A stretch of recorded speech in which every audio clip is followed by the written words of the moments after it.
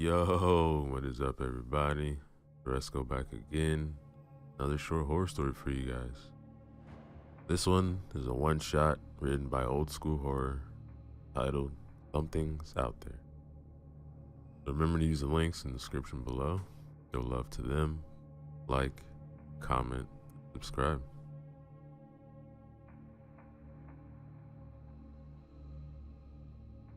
Dark roads lead to dark places. These were the words which went through Jake Harris's mind as he was driving on the lonely country road. He was coming from a dark place, a place which was not physical. It was in his past, and no matter how fast he was driving, he couldn't get out of it. Guilt is a dangerous feeling. It was eating him for years, so he was driving away from the big city. He needed some time on his own. The state of Wisconsin proved to be an excellent choice for him. Jake's late parents had a cabin somewhere north in the woods. He was headed in that direction in order to escape for a few days.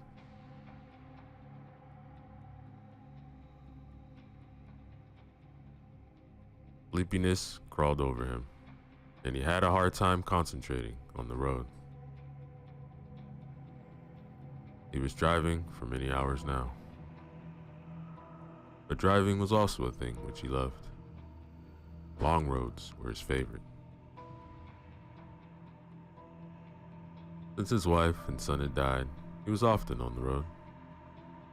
Sometimes Jake just got into the car and drove off to nowhere.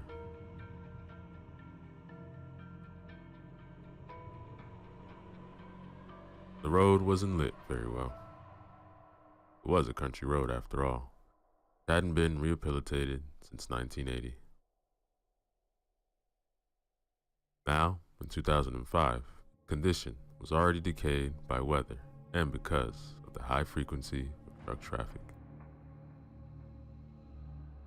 Now, the trucks tried to avoid this road as much as possible because of poor condition. Many of the lights weren't working, and nobody bothered repairing them. Jake had to pay extra attention to the road and anything on the side. He didn't want to risk hitting a deer or wild boar.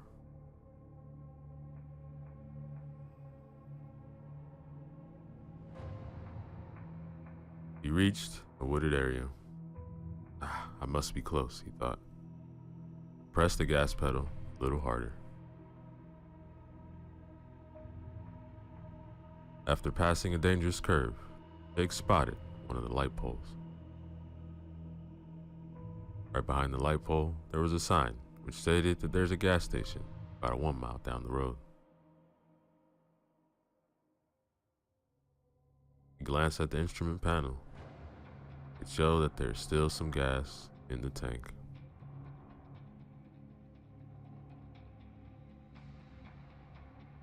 Glancing back at the sign, he saw that the light wasn't working properly. It kept fading, then brightening again. It was a strange occurrence. Jake couldn't remember seeing anything like that before.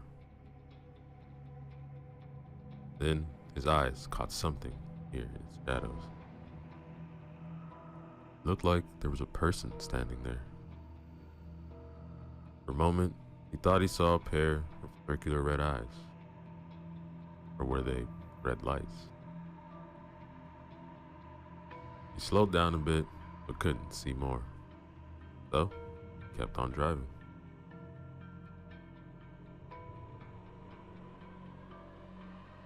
The front lights of his car flickered erratically, and he was in line of sight. They were even out for a few seconds, radio went crazy, switching channels in a chaotic manner, until he got past the sign. After about 30 yards or so, everything went back to normal.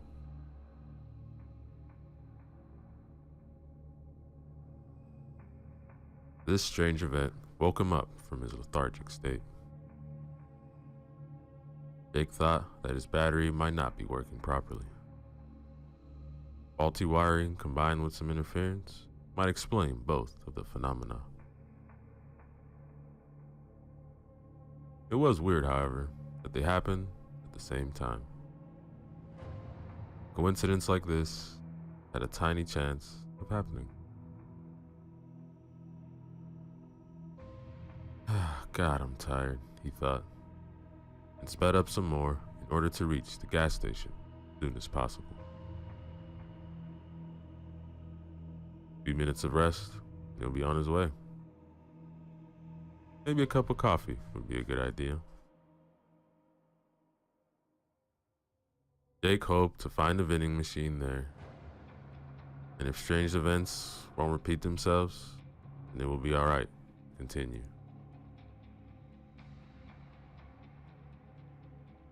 The tired man kept looking around to see if he can spot anything unusual between the trees. He couldn't see anything out of the ordinary.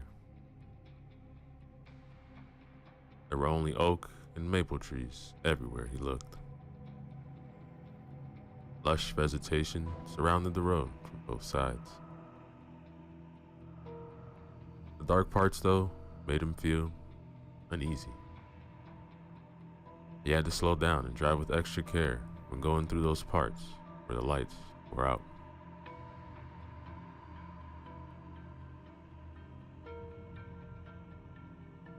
The gas station appeared in front of him. It was a well-lit place, but not big. In front of the station, where the pumps had been placed, was covered by a metallic roof supported by an old steel structure.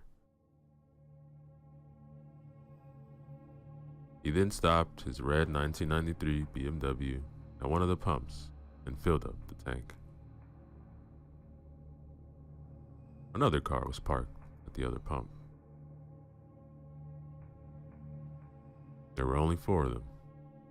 When Jake looked inside, he saw a woman and a little girl through the windows. They were looking around as if they didn't know what to buy.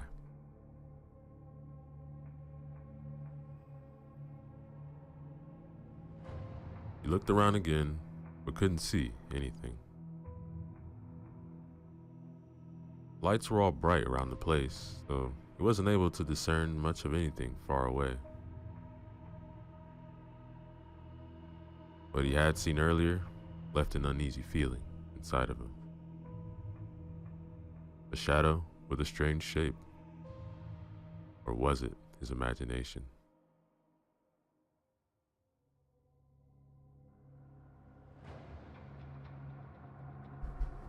He got out of the car and pulled up the zipper of his leather jacket. It was a little windy around here. Autumn had already arrived, so the weather kept getting colder day. His legs had a hard time walking. He had spent a considerable time in a seated position, so his joints felt heavy and rusty. Jake wasn't too old. In fact, he was only 44, and still as healthy as a man can be at that age. The stubble on his face already turned into a beard. He hadn't shaved for a few days. His sunken cheeks and droopy eyes betrayed tiredness and past heavy encounters with the bottle.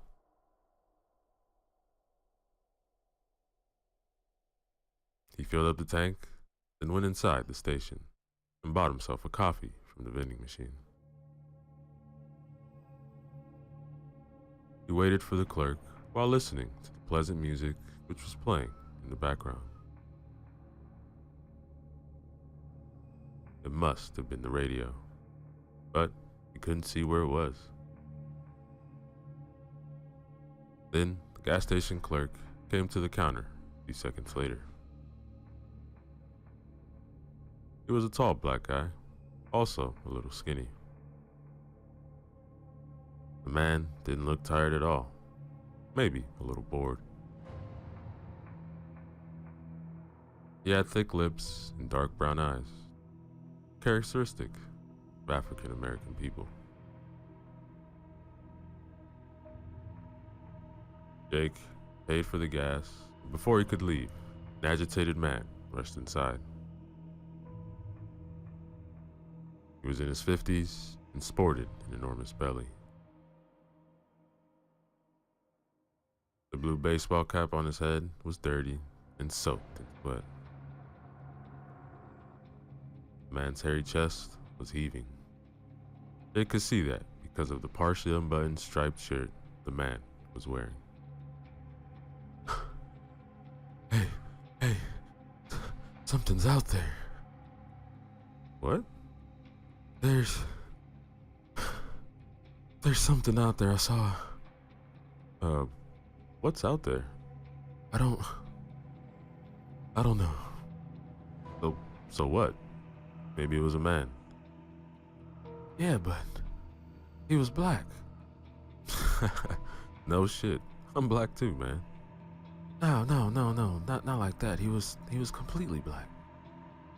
I'm completely black too. No, not like that. Look, about a mile from here, that way. Near the road. I saw it too. Look, I don't know what the two saw, but I ain't seen shit right. So with all due respect, please stop talking crazy stuff. Scaring the lady and her little daughter. He pointed towards the woman and child. They were close by. The woman was nice-looking brunette with long curly hair and had a decent physique. He was talking to her daughter, who also had brown hair and an angelic face. The little girl looked about 10 years old. Look, man, I think that what we've seen was just a trick. No, it wasn't. Look, I saw it moving. The lights in my car went out. I barely got here, man. Couldn't see a damn thing. Come on, man. Cut the bullshit. We're all trying to get through the night. So please, calm your ass down. Just after the clerk finished the sentence, the lights on the road went out. They all threw concerned looks towards the road. See what I mean? Are you people satisfied now? Oh, come on. Them lights weren't repaired in 100 years. Damn it. Alright, then I'm out of here. Whatever that thing was, it's coming. Hey, was it beside the big road sign? Sort of. It was further down the road, by the light post, not far away from the sign. The light wasn't on. Probably wasn't working. Anyway, I'm not sticking around much. Crap the fuck out of me. The guy's crazy. But deep down inside, Jake knew that the other man was right. Yeah, man, but haven't you said you seen it too? Look, honestly, I don't know what I've seen. Jake didn't like this. There was one more person who had seen the strange apparition, and there might have been something there after all. He didn't see it well, and didn't want to draw a conclusion. Might have just been a prank by local kids. He remembered a story from the teens. What he saw earlier was eerily similar to that. A long time ago, he and a few friends cut a piece of cardboard in order to resemble an evil face. Then they folded it up to look like a cylinder. After that, they glued a piece of cardboard to the top and one to the bottom. It resembled a jack-o'-lantern in the end. They cut a hole in the back, put a candle inside. Then they stuck the thing on a tree in the park, their hometown. After nightfall, a young boy and girl came to have some fun where nobody could see them. When they noticed it, they got scared and ran away screaming. Jake smiled at the thought. He still saw their scared faces. It sure looked like one of those pranks. The woman and the girl just arrived at the counter, and the woman wanted to pay. Jake looked at the woman and her child. They both looked back at him, smiled. He did the same, then headed to the door.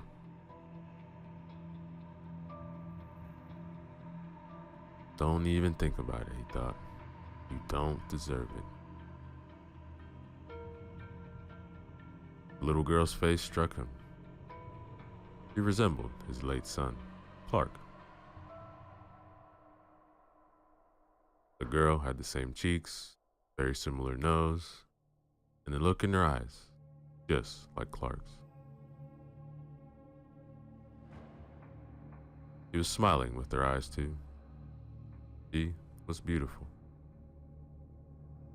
Her smile brought back some painful memories.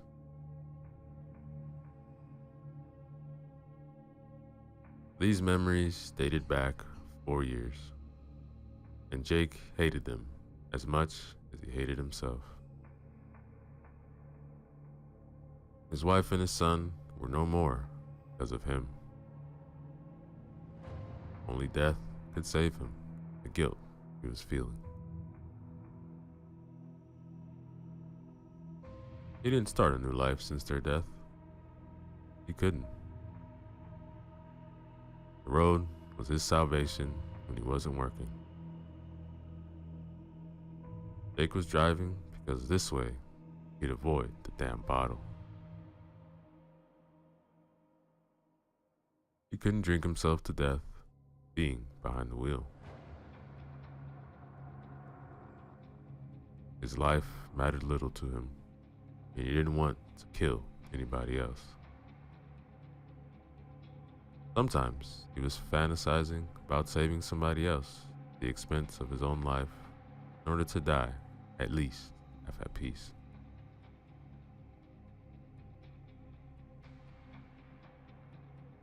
Jake walked out the front door and saw the big guy driving out the station. He was driving an old pickup truck, and Jake was wondering how it was still in one piece and didn't fall apart 100 years ago. The man wasn't hesitating much. He must have stepped on the gas really hard because he was out of the road in no time. The fat man was speeding away, his decrepit excuse of a car, no working lights, and he disappeared behind the trees. He didn't get far, however, as Jake heard tires screeching and then loud crashing noise. Crashing noise was quickly followed by a harsh metallic one, then an elongated scream.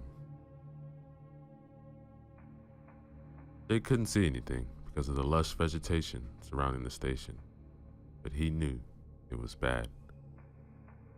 Rushed back inside right away. Hey, I think the big guy had an accident. All right, I'm coming right away, said the clerk. Grabbed the flashlight.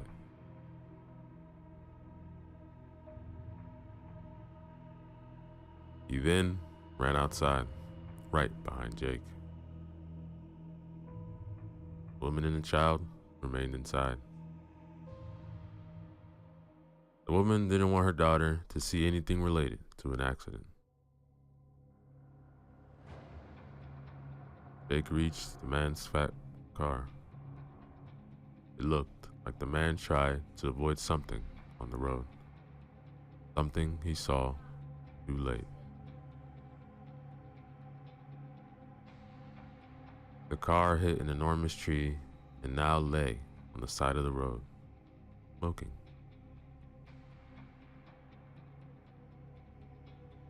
The two men looked inside the car, but they couldn't see the driver.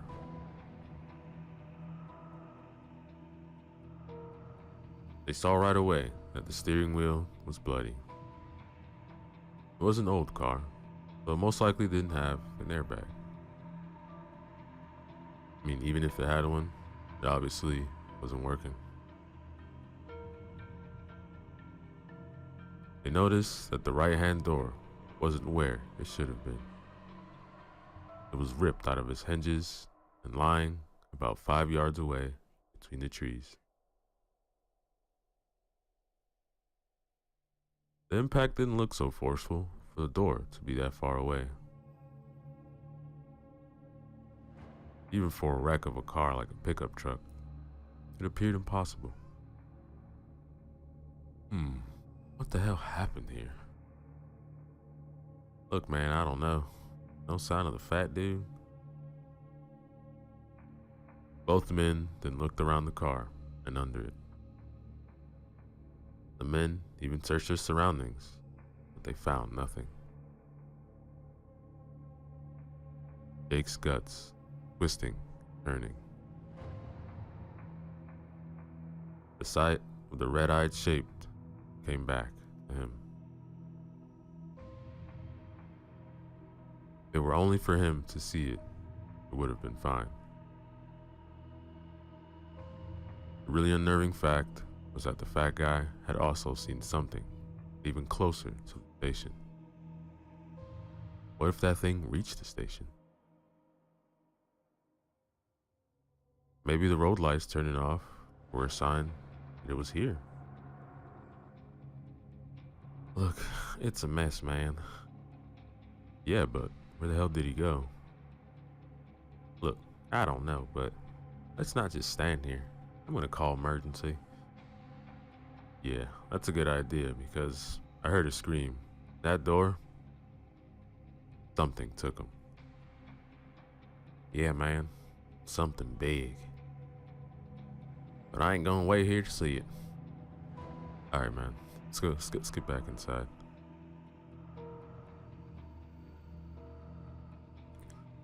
The men were heading back towards the station. Right before turning from the main road onto the driveway, they met the woman and her daughter. Hey, what are you doing? Not safe here. But Jake saw that they were both trembling. Mister, the lights went out. Yeah, thought it was strange, so we came outside. We didn't feel safe inside. We heard something. Yeah, there were sounds coming from the back. Alright, look, let's get back first, and we'll see.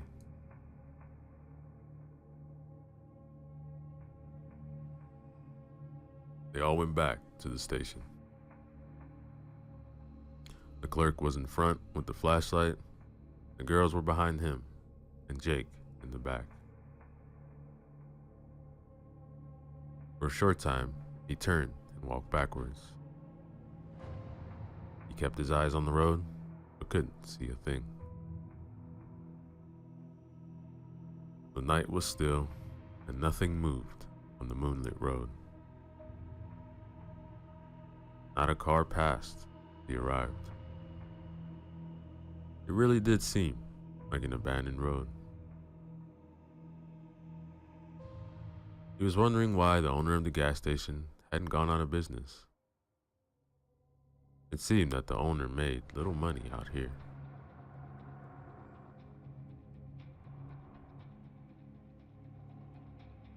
Jake turned, found himself staring at the woman's hips. He liked how they swayed. She wore tight jeans which accentuated her curves. A thin jacket, made of some material which resembled leather, covered the upper body. Beautiful woman, thought Jake again, then looked away, distaste. The distaste was for him because he began fantasizing about some woman, how people were dying. In the end, he thought, primal urges always win.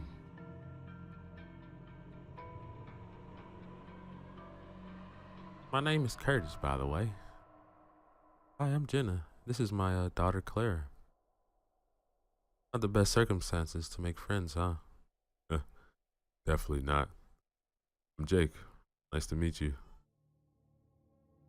Alright, I'm gonna check the brake panel out back. Alright, Curtis. I'm staying here with the ladies. Curtis went around the building, and Jake remained with Jenna and Claire. The little girl was hugging her mother. Jenna was keeping her hand protectively over Claire's shoulder. Jake then crouched in front of the girl, smiled comfortably at her. She smiled back. How old are you, Claire? I'm 10. Well, Claire, me and Curtis are gonna find out what's happening, and then... He couldn't finish because there was a loud curse coming from behind the building. Motherfucker. It was Curtis. Alright, stay here. Don't drive away because we don't know what's out there.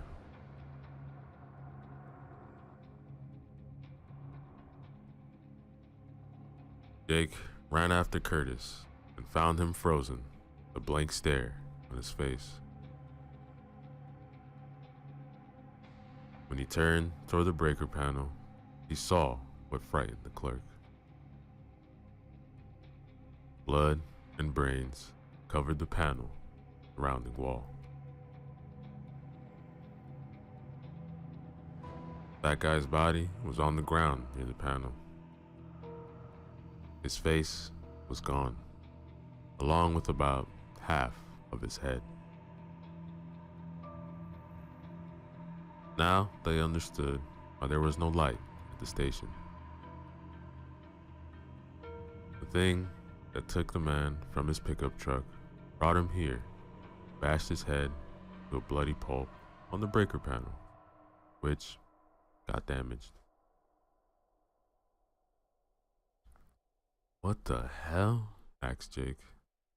He couldn't really say anything else. Look, this is why we got no electricity. Panel's broken. I'm calling 911. Jake and Curtis then ran back to the girls.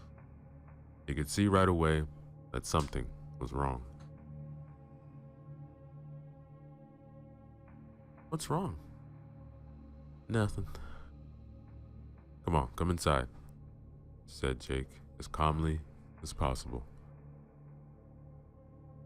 Oh, wait. What happened back there? Look, let's just go inside, please. The girls obeyed, and after they entered, they saw Curtis frantically buttoning his phone. Could somebody please tell me what's wrong? Jake then took her by the hand and pulled her away from Claire, and quickly told her about the body. She gasped in fright, but tried to muffle it with her hand. Jake told her they would try to call the authorities, solve the problem without Claire knowing much of it. Protecting the little girl was imperative. He didn't want her to be traumatized at such an early age.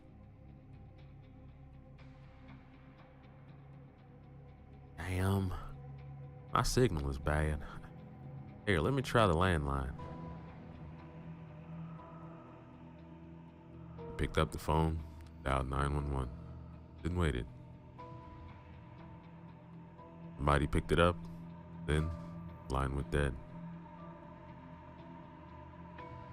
After a few more times, it worked again. The line didn't go dead right away, so you could speak to some extent, but then it went dead again. Did it work? I don't know. I talked to an operator, but I'm not sure she could hear me right. Let's hope they received at least where we are. So what now? We wait. For what? Can't even be sure if help is on the way or not. Because the thing that did, Jake began, then realized it is a mistake and stopped mid-sentence. What thing? Nothing, honey. Could you please help Curtis find what he was looking for? Yeah, sure. Look, sorry for scaring your daughter, but going away is risky. We don't know what's out there. Then why is waiting here a better option?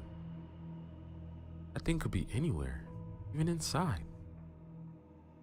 Yeah, I know. But I saw the fat guy drive away. Now he's dead, alright? Looks like we don't have a right option. No, not really. The only sure thing is that being outside is deadly. Also, there has to be something with the lights. Yo, what do you mean? The road outside is not well lit. Yeah, damn politicians ain't want to fix shit here. Yes, I know. The thing is, when the fat guy left, his lights weren't working. Yeah, he told us, man. I remember now, but what's your point? Yeah, what's with the lights? He also said his lights went out when he saw something on the roadside. I saw it too. When I got close to it, the lights went downright crazy. You mean like in the horror movies? I don't like horror movies. Yeah, something like that. And that thing, it was not human.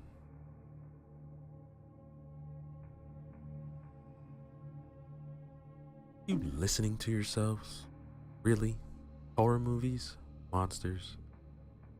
You two must have smoked something. Alright, come with me.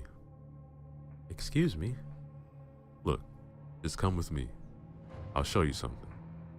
I won't hurt you, don't worry. Alright. Watch my daughter, Curtis. Yes, ma'am, no problem.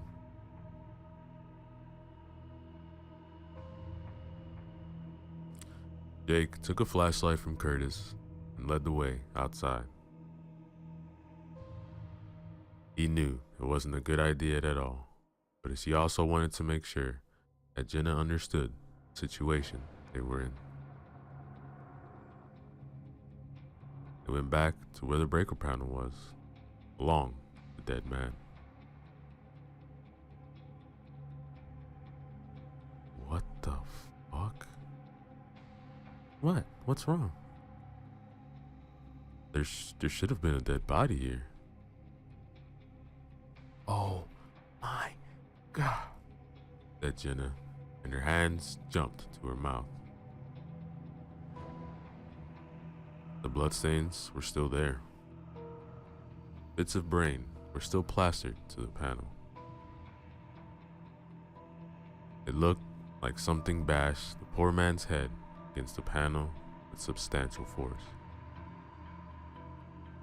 Oh my God, is that?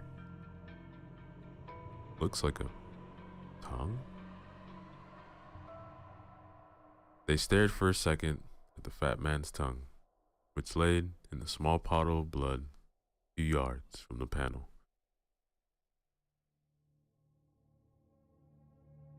Jake noticed that the bloodstains on the ground continued all the way towards the forest. He shone his light on the ground where the body used to be, and traced the blood-red streak till it disappeared in the darkness of the trees. That thing dragged the body into the woods. Yeah, but why? I don't know, maybe to eat it? Maybe. I don't know. But why leave it here first? Take it away later. Jake froze after his light beam fell on something he didn't see before. He gasped, and Jenna threw a half-frightened, half-worried look at him. What's that?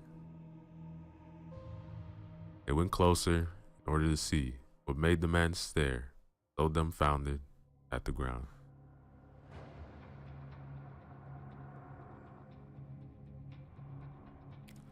There, on the decades of old asphalt, near the bloody drag marks, a name was painted on the ground.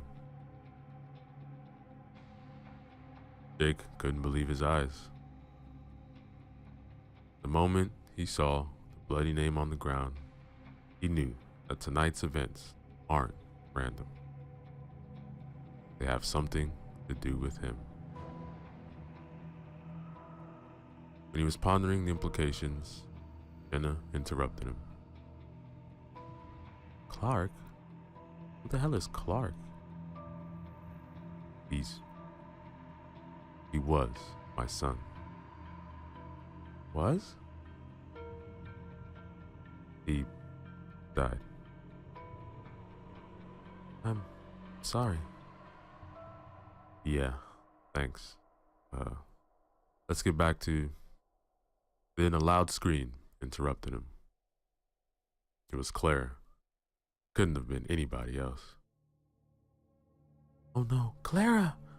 Shouted Jenna, and ran back towards the front of the station. Jake followed.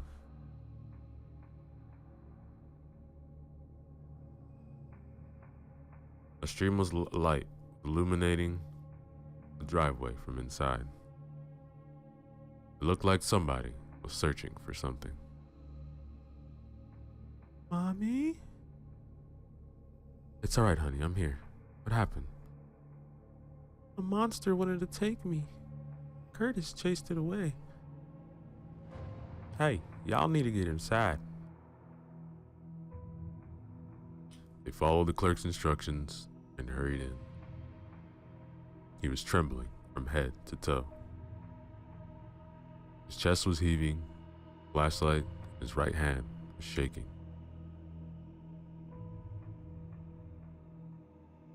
What happened? He said she wanted some candy, you know. So I let her search for candy.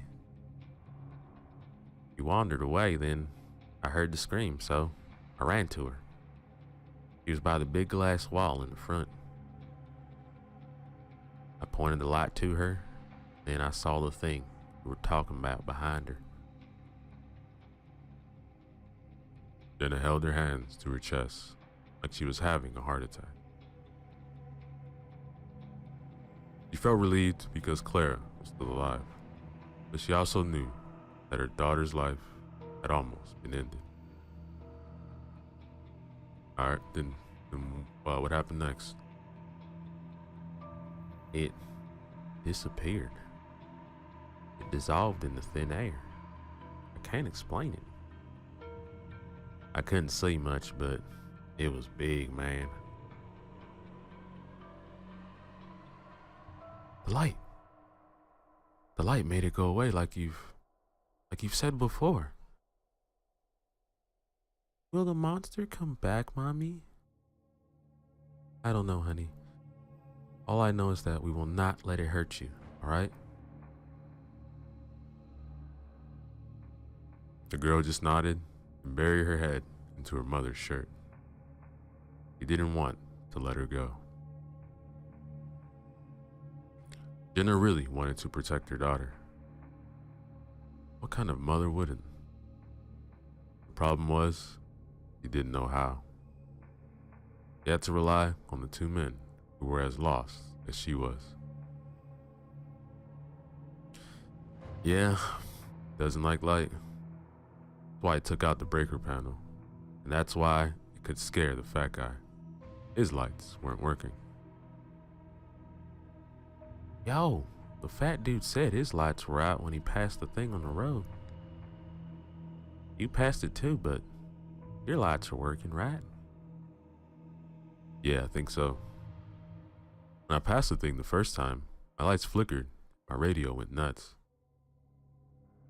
It all returned to normal though, after I got further down the road. How come your lights were still working? I don't have the vaguest idea. Your lights were okay when you were on the road, right? Yes, but I came from the opposite direction. Okay. So, we don't know what the hell this thing is. So we better make sure that we are surrounded by light all the time. How many flashlights do we have? We have 4. One is mine, the other's yours, and we still have 2 extra. Jake took one of the lights and gave it to Jenna. He took it and looked in his eyes with compassion, but also some hope. Jake seemed to her like a man who could save her, Clara. Not that Curtis seemed less capable to her, but he saw something in Jake. He didn't know for sure what it was. Maybe she saw in his eyes that he wouldn't hesitate a second to save him. Hey Curtis, have you seen anything unusual here lately? Anything which might explain all this? Yo, look, I'm working here for a month or so. Not sure as hell I ain't seen anything crazy going on. It round here and get weird until your ass showed up last night. Jake lowered his head. He was thinking. Maybe these events are truly tied to him somehow. But he couldn't understand how. I don't know, Curtis. Let's just get through the night, okay? Let's do it, man. Hopefully our batteries are gonna last. Aren't you selling flashlights here? Jenna asked, perplexed. No, ma'am. This was the same question I asked the boss when I'm coming here to work. He said that he plans to sell them in the future, but not yet. Business strategies, you know. Or lack of them. Shit, Jake exclaimed after their flashlights went out. Darkness enveloped them, and they felt icy fingers crawling up their backs. Clara hugged her mother more tightly. The two men tried desperate moves to restart the lights, but it was futile. Just when they thought it was all over, they heard sirens.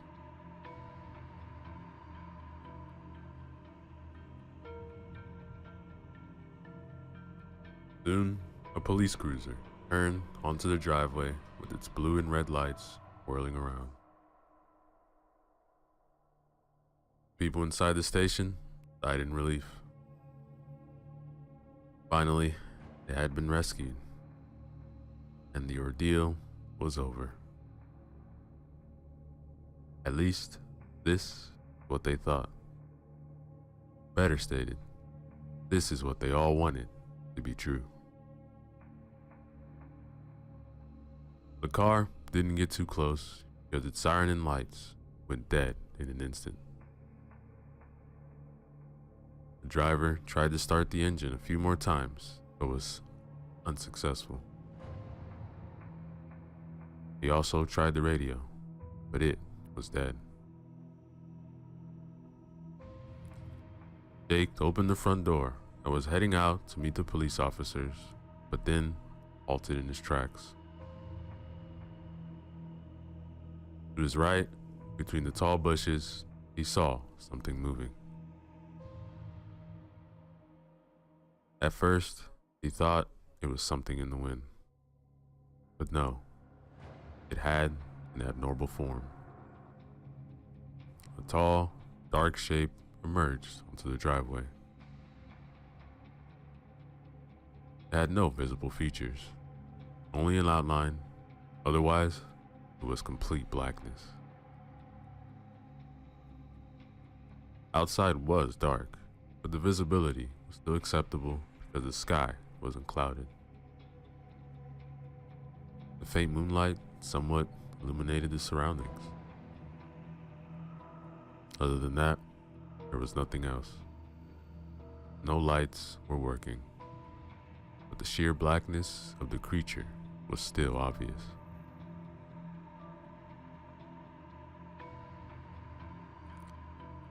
It looked tall, about 8 or 9 feet, and had wings.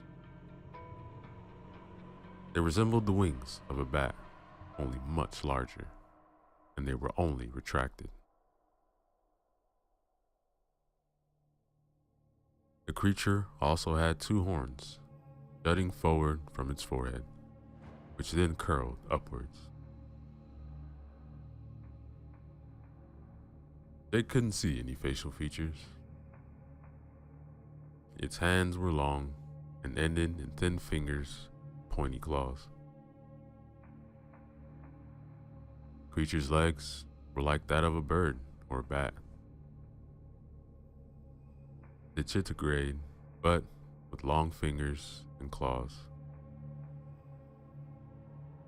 The only feature which stood out, the blackness, were the eyes.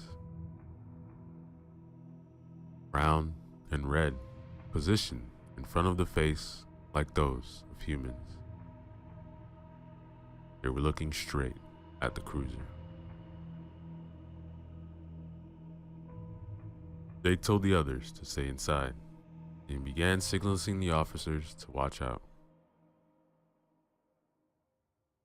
He was waving both his hands frantically, shouting. He knew that this was his most idiotic thing he could do, but didn't want to have more people on his conscience. His wife and son were enough for him. Watch out! Watch out! To your left! The creature was already marching towards the car. Those inside surely noticed Jake signaling and approached the menace, because both front doors were opened with force. The driver couldn't get out because as soon as the door opened, the black thing made a tremendous leap and landed beside the car. This was when Jenna took her daughter and rushed to the back of the station. He didn't want her to witness anything of what was going to happen. What the fuck? Came the panicked shout from the police officer as the creature grabbed the door and ripped it off like it was nothing.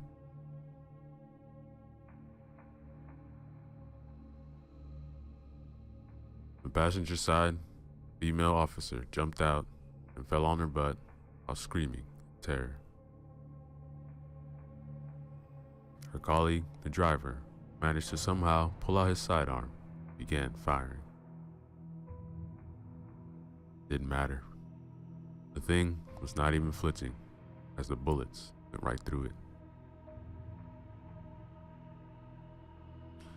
Jake assumed that the shots could have been off target because of the distance between the shooter and the monster was only about 6 feet.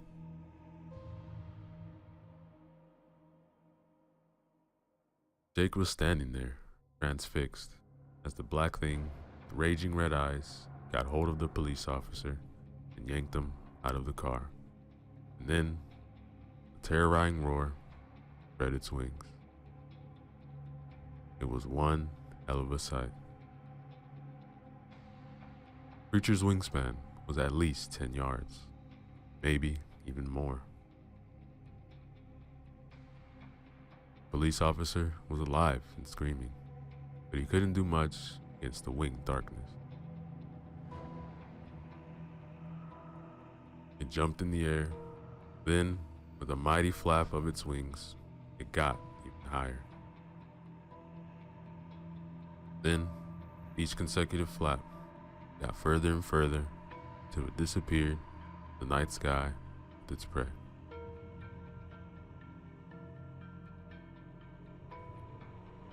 Come here! Hey, officer! Jake was trying to get the attention of the policewoman who was still lying on the ground.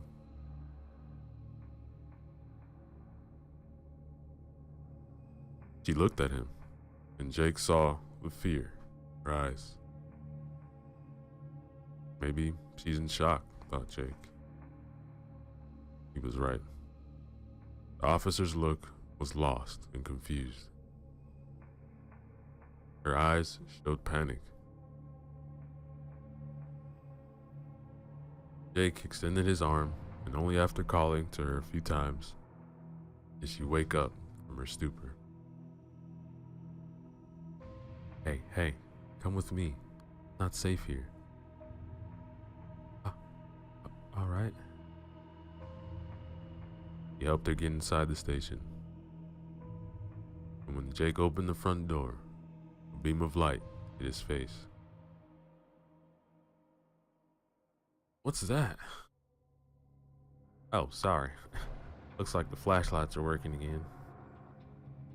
What the hell is that thing, man? I can't believe this shit. Yeah, me either. But I don't know what it is.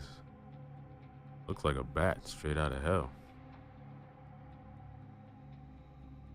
Are we going to survive this night? Jenna asked as she glanced at Jake. He only sighed. He didn't have an answer for that. After witnessing the formidable abilities of whatever the winged thing was, he wasn't sure at all if they survived. Deep in his guts, he felt that they can't fight this thing, and neither can they run away. Jake put these thoughts aside and wanted to do something. The sight of the crying little girl and the look on her mother's face broke his heart. Look, we have to do something, man. I know, Curtis. Thinking.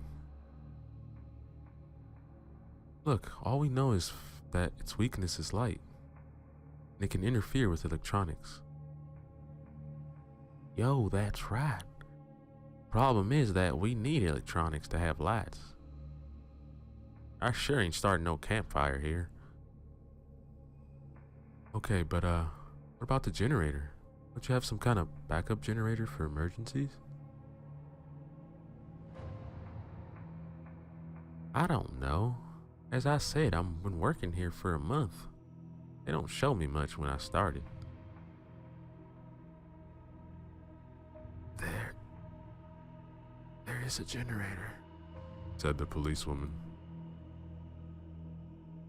The others just looked at her without saying a word, like she was some kind of alien. They almost forgot she even existed. She was young, close to 30, but not yet there.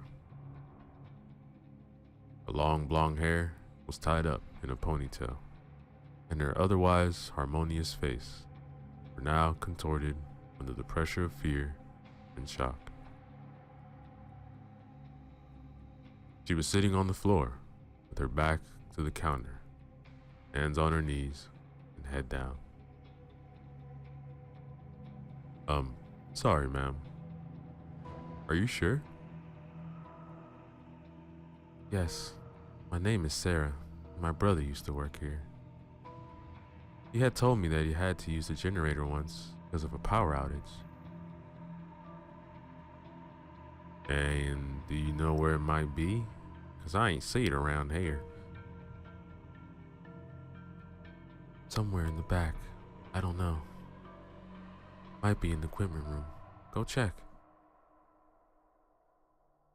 Alright, I'm gonna go check it out. Alright, I'll come with you, Curtis. Can you, take care of the girls? Yes, of course. I think I'm okay now.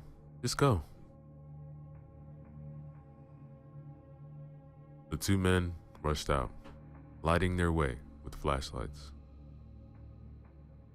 Curtis was leading Jake to the back where they had found the body of the fat guy. The toilets were here, and also a small room for different tools and equipment.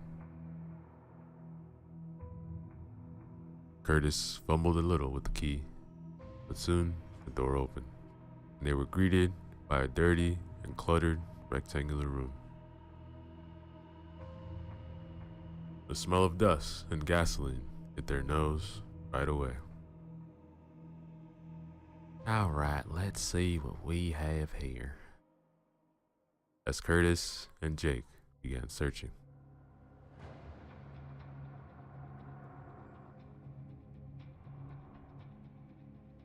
After a few minutes, they found it. It was a small, portable generator. It worked on gasoline, and it wasn't the thing they were hoping to find, but it was better than nothing.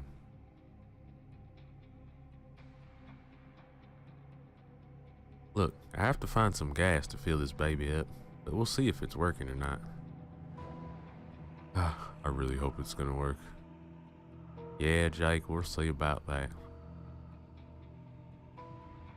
Look at this, man. A searchlight. We could use this, baby.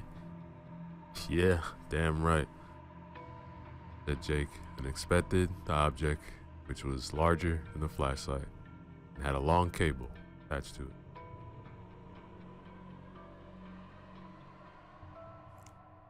Their flashlights flickered wildly, switched off. 3 screams erupted from the front, and the lights switched back on.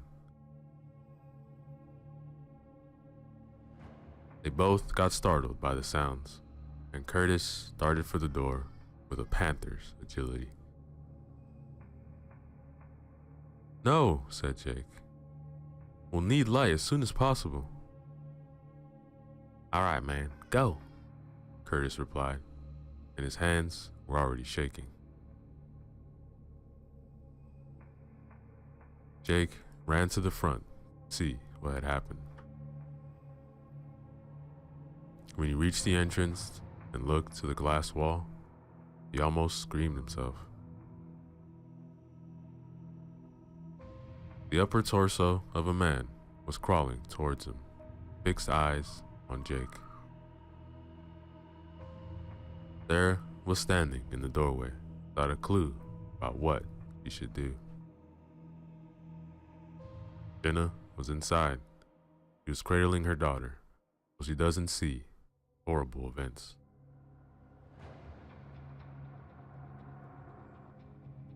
The mangled body was inching towards Jake, and he didn't have a clue what to do. He recognized him by the uniform. He was the taken police officer, more correctly, the remaining half of him. His first thought was that he should help the man, but something told him that this shouldn't be happening. Not normal for a man to crawl who knows how much after he's ripped in two. The shock and blood loss must be extreme in cases.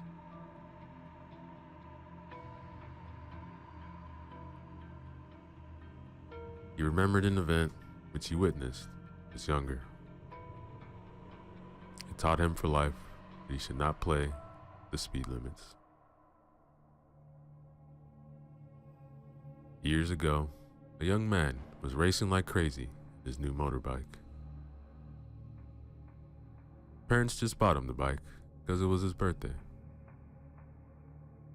The guy lost control of the bike, side of a car, and flew sideways straight to a pole. His body cut in 2 pieces.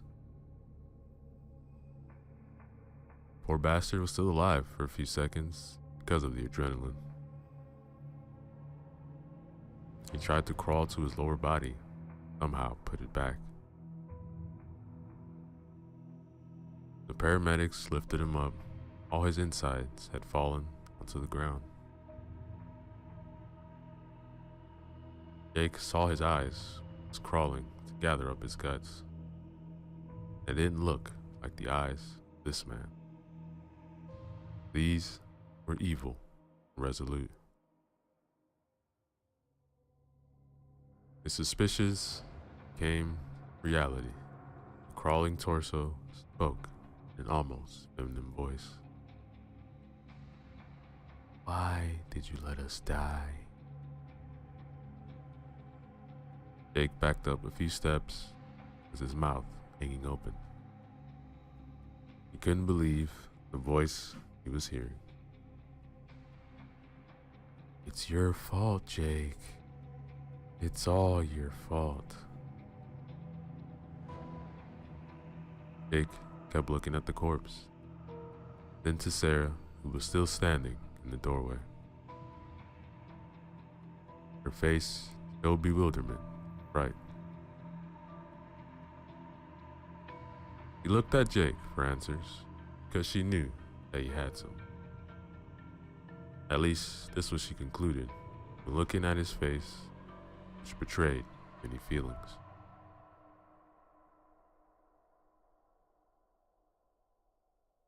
"Hey, come inside." Jake couldn't say a word. Old feelings rushed back to him like a torrent. The floodgates had been opened. That which was just slowly flowing through recently healed cracks came down on him again, bathing him in a shower of sorrow. He crashed to the ground and hid his face in his hands. Sarah hurried to him, bent down to the grieving man, put her hand over his shoulder. "Come on, don't do this. We need you." I killed him." "You didn't kill anybody. Now come inside, will you?" The man woke up from his stupor, got up. Sarah led him back inside the station. His legs were barely obeying him. His mind was in some other place, a dark place. After Sarah brought Jake back inside, Sarah and Jenna looked at him questioningly. "What was that? How could that man still be alive?" I don't know. He wasn't." "What do you mean?" "He couldn't have been alive. It was just a sick game played by us, by that wingman thing." "But what about the voice?" "That voice was not him, I tell you." "But whose voice was it? Tell me that voice has something to do." Yes, it has. It was my wife's voice. Almost." "Your wife?" "Yes. She died 4 years ago, along with my son, Clark." "Oh. Really sorry to hear that. But I don't understand what that's got to do with what's happening tonight." "I don't either, believe me." So, what's the story? Well, the fucked up story is I was married and had a son. He was 10 years old. He looked very much like your daughter Clara. What happened to him? Asked Clara. Well, our relationship wasn't that good, you know. So, I sought some fun elsewhere. You know what I mean? Yeah, you cheated on her. Yes, that's right. And there's not a single fucking day on this earth when I don't regret doing that. He found out eventually. We had those unavoidable arguments. Then he filed for divorce. Got divorced, got custody, but I got to see my son at least. What happened then? One night, they went to their grandmother's. It was a night like this.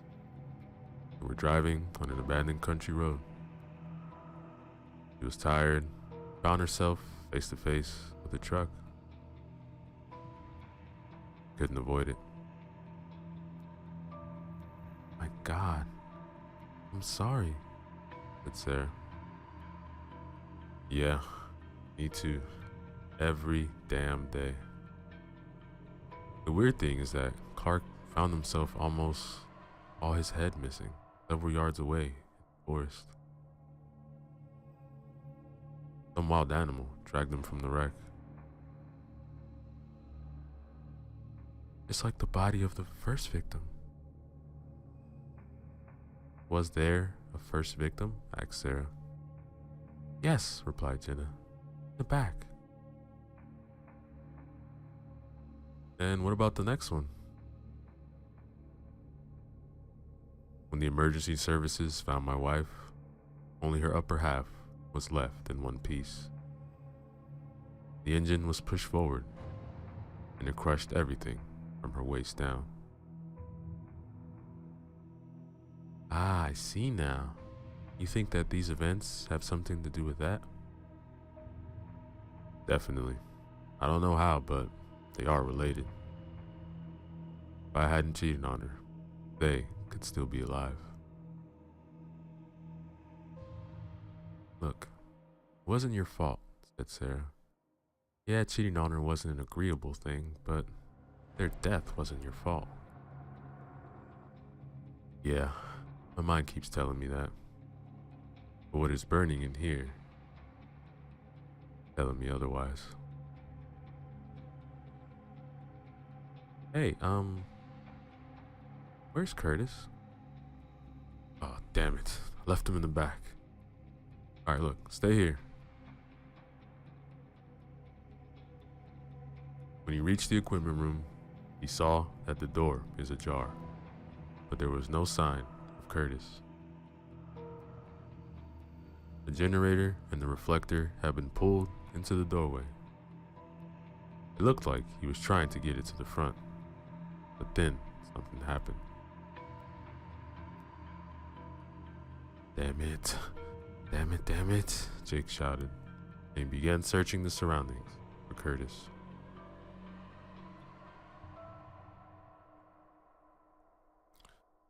His heart was racing.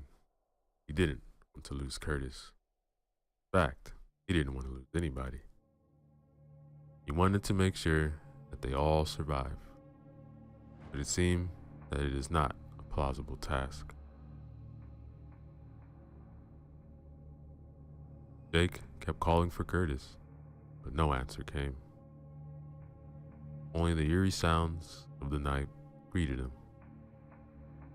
Crickets were chirping endlessly in the forest, and from deep within the woods, owl hooted. A harbinger of death, he thought briefly. Is this his destiny? One minor mistake, and then only pain and suffering? He didn't deserve this, he thought. Not this much, at least. Others shouldn't pay with their lives just because he was stupid once.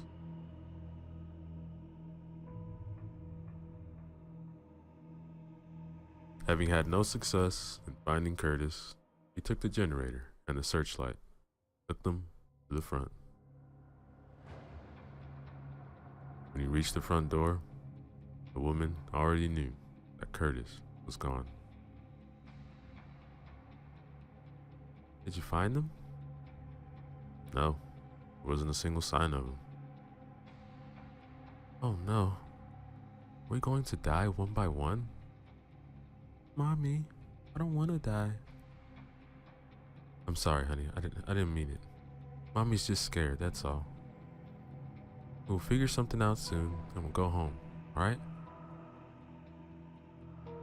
We really have to do something, said Sarah, because this thing is going to kill us all.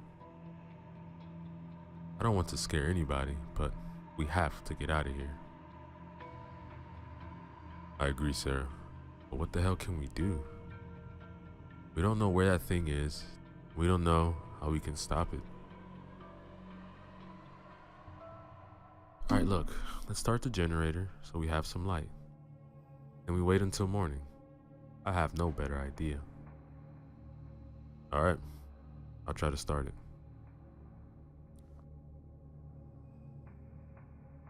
He took the generator further inside and switched it on. It was working fine. He then connected the searchlight to the generator.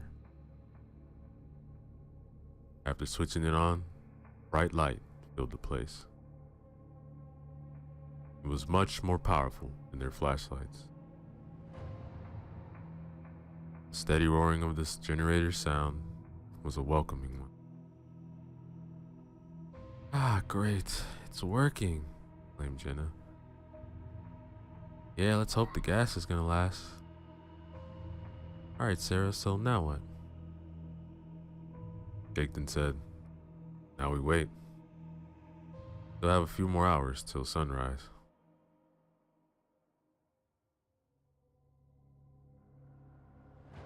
They all gathered close to one another and waited. The light was comforting.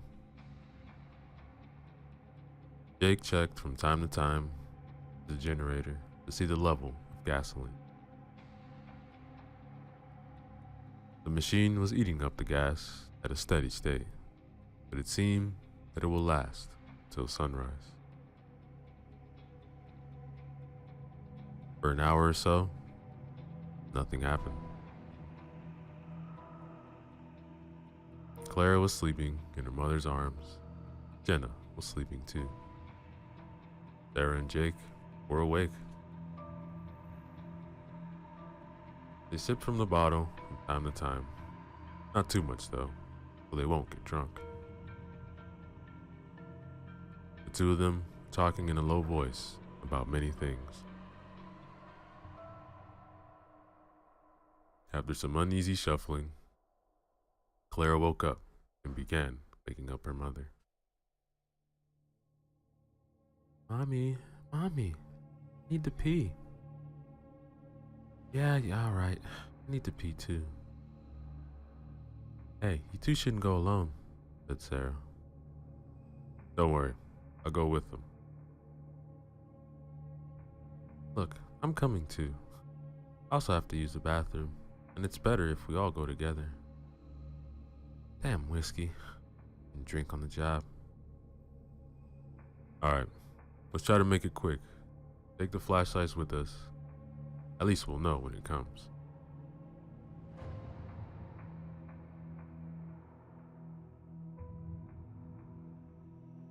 They took the flashlights, switched them on.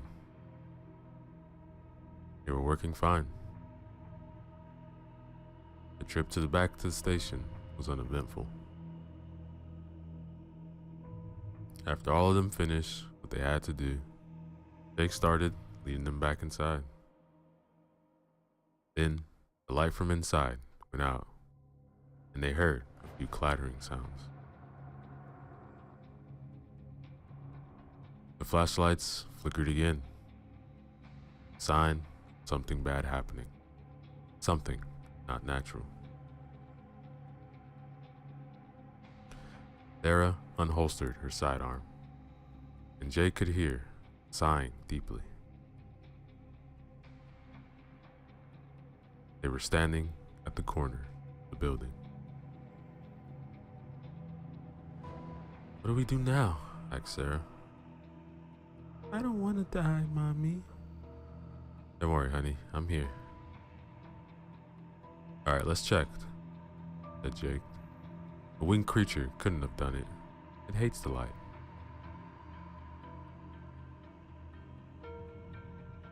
They all inched their way around the corner. The entrance was only a few feet away.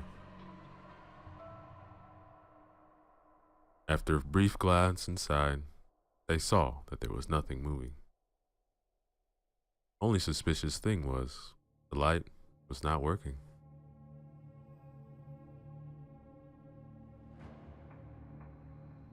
Sarah opened the door, then she went inside. Jake followed, and after him, Jenna and Clara. They waited here for some seconds and listened. Nothing moved. Everything was still. Jake inched towards the generator, which lay broken on the floor. It looked like something took a sledgehammer to it and broke it into pieces. Gasoline was lying on the ground in a great pool. Who's there? Shouted Sarah. What? Something moved there. Wait, said Jake. A faint rustling came from the back, but they couldn't see anything because of the overwhelming darkness. The smell of spilled gasoline was heavy in the air. They had to be careful not to do something stupid, ignite it accidentally.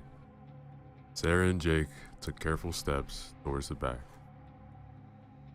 This was when they heard the flapping of heavy wings from outside. Both of them turned towards a glass wall, but couldn't see a thing. They were between shelves anyway, and it was dark too. The flapping came once again from the outside. Sarah was shaking, and the gun in her hands was rattling as her hands trembled. Jenna and Clara moved back from the front wall.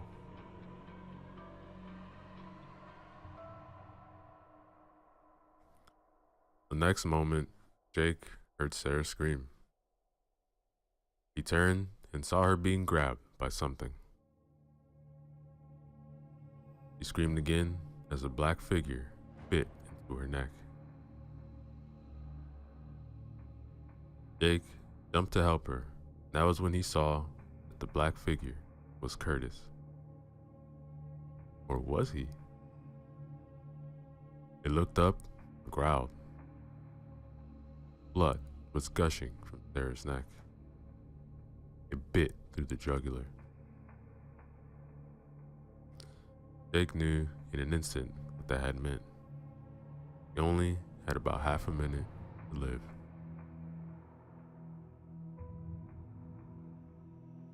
Jake grabbed the hand which was around Sarah's neck and then punched Curtis in the face. Curtis drew back, loosened his grip. Sarah slid out. With her remaining strength, turned and fired 2 times. The bullets hit their target in the chest, and Curtis tumbled back. He fell, hitting a shelf with his back, and fell on his butt. There was no blood coming from the wounds. You're all gonna die. Curtis, man, what's wrong with you? But Jake knew he wasn't talking to Curtis. You let me die, just like you let the police officer die.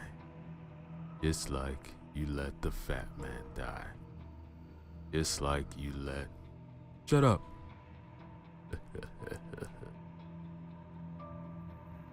This is what you're telling your demons when they won't be silenced? Your demons have come alive, Jake. They will not stop till you are dead. Don't you see? Everything is your fault. Do everybody a favor and just fucking die, you pathetic shit.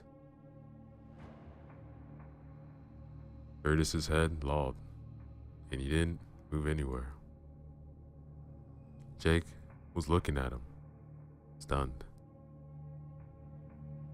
The bad part was that he believed Curtis. Jake now saw clearly what these events meant. He looked at Sarah, who was on the ground, clutching at the wound on her neck. Quickly tore off his piece of shirt, folded it up, and pressed it on her wound. He was determined not to let Sarah die. He didn't deserve it. The only one who deserved to die was him. Jenna came to the side. Clara stood a few feet behind them. Oh my God, you going to make it? I don't know. What happened to Curtis? Why did he attack Sarah? I don't know. Somehow that creature can control people after they die. I can't believe this. Me neither. But I have to end it. Sarah gasped, and she grabbed Jake by the sleeve of his jacket. Save. I won't make it. Save them, please. No, you won't die. You can't die. It didn't matter. Sarah was already drifting away. Some seconds later, he didn't breathe anymore. The wound on her neck, too big, and the blood seeped out anyway. Jake was furious and grief-stricken. Is this all really his fault? How can that be? All this because of a past mistake?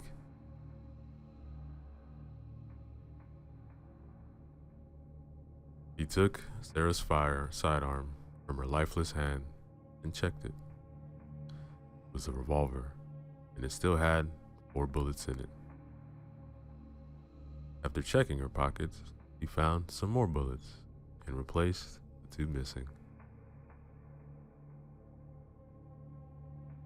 He looked at Jenna, then to her daughter.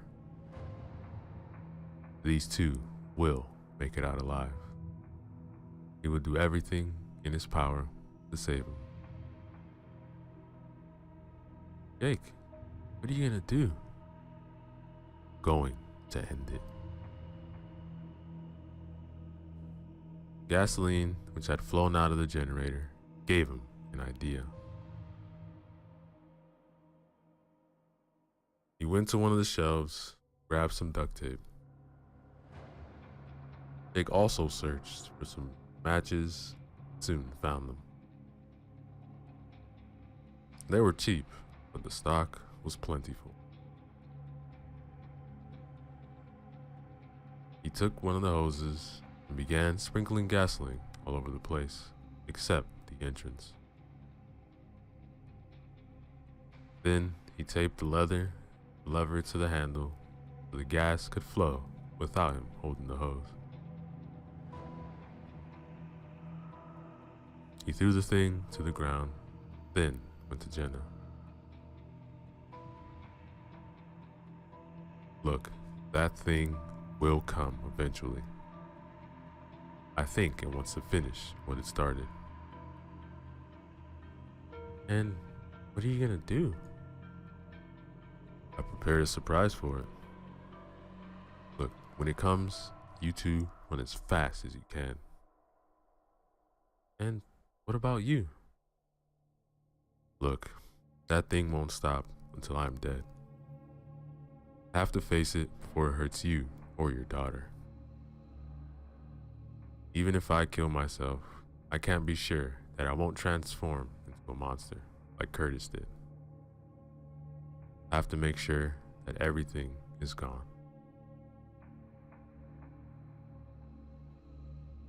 All right. Look, I wish I had a choice, but it seems like the only one. Look, get your daughter and be ready. But where should we run? Away from the monster. If you have to run through the woods, do it. Don't hesitate.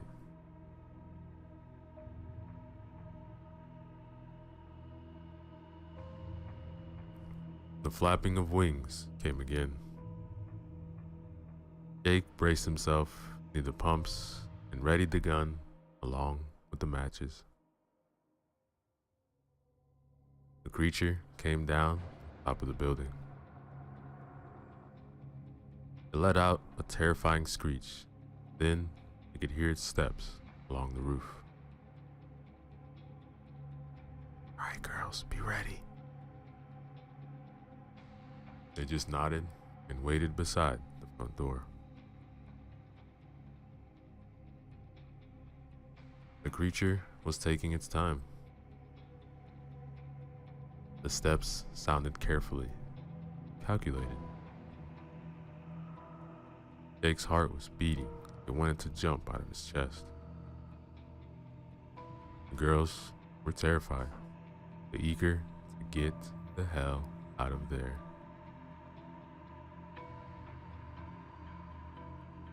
The creature jumped down from the building beside the girls. They both screamed and ran. But when the creature wanted to dart after them, Jake pointed the pistol at it and began firing. Hey, here I am. Come on, come and take me, you ugly bastard. The monster turned and stared at Jake with its red eyes. This was when Jake really understood what had happened. Not only had it had something to do with him, it was him.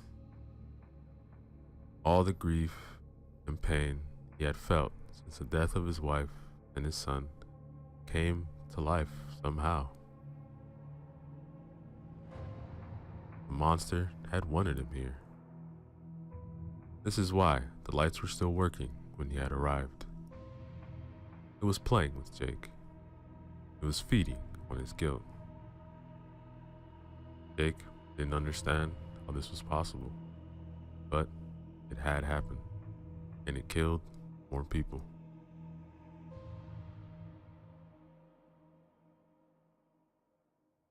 He fired more shots, but they didn't hurt the monster.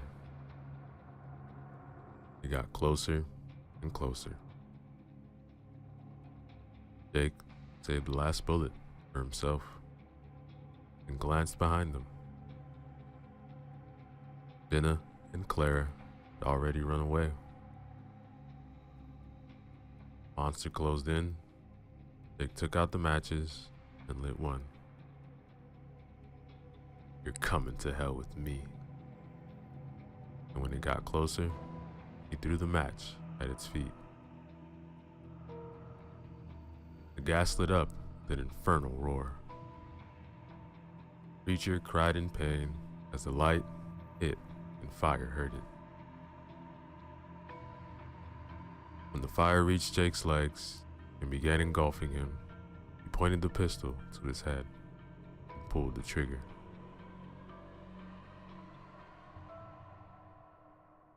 A few seconds later, Jenna and Clara saw from the road as the underground gasoline containers exploded in a fiery blaze of light and heat. The cries of the creature reached their ears too. They saw the creature's body blazing body rise from the flames and dissolve in a few seconds into thin air. Yo, what is up, everybody? Let's go back again. Another short horror story for you guys, written by Miss Unicorn 257. Remember to use the links in the description below. Show love to them. Like, comment, and subscribe. Babysitting. A young girl was babysitting some children late one night.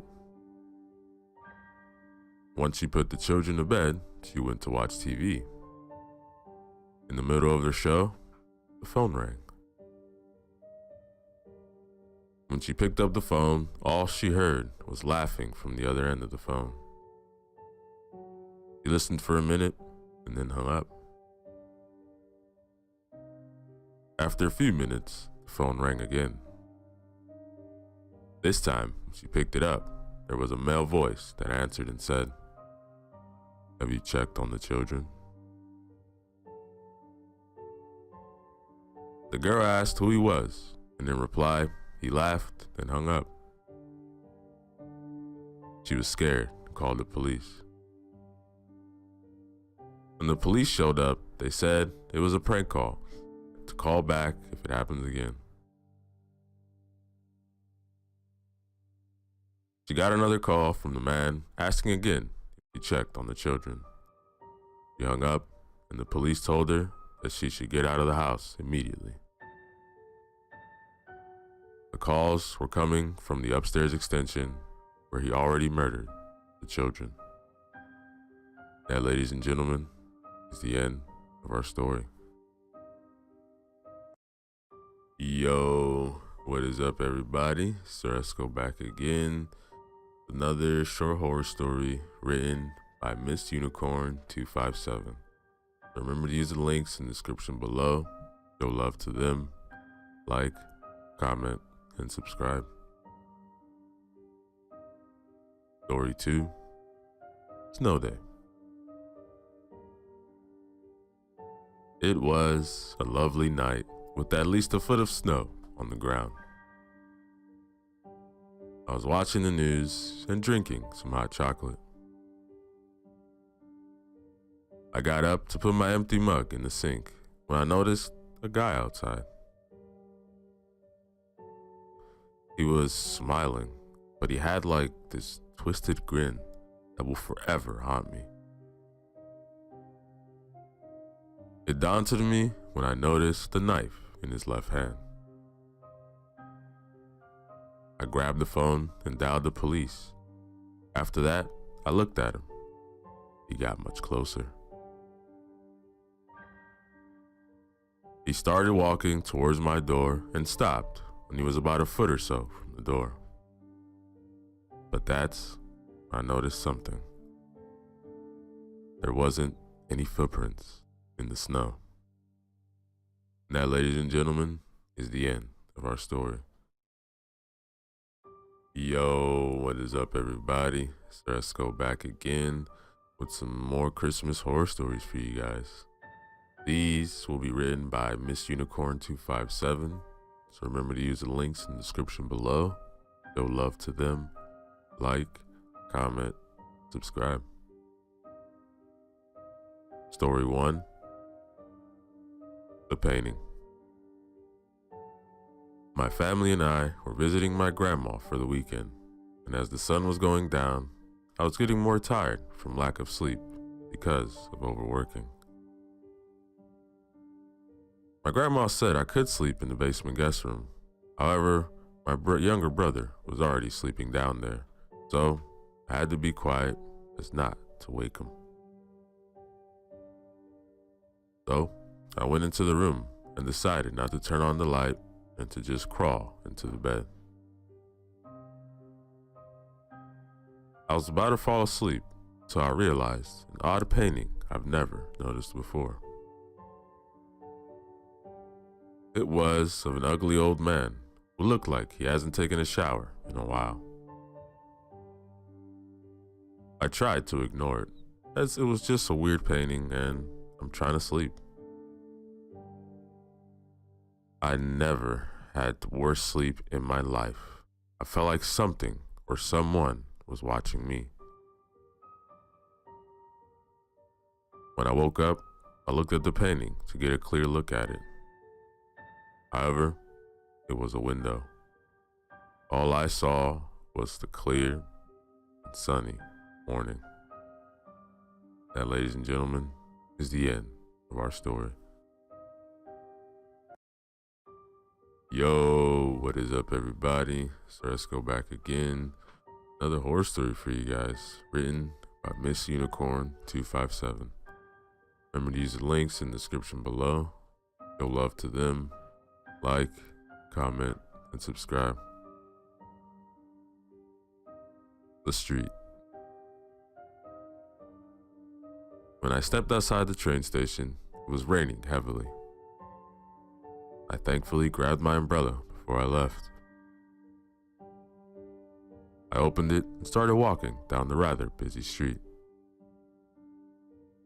I don't know why, the atmosphere felt unpleasant. Something was wrong, strange. Every person I walked by didn't have an umbrella over them.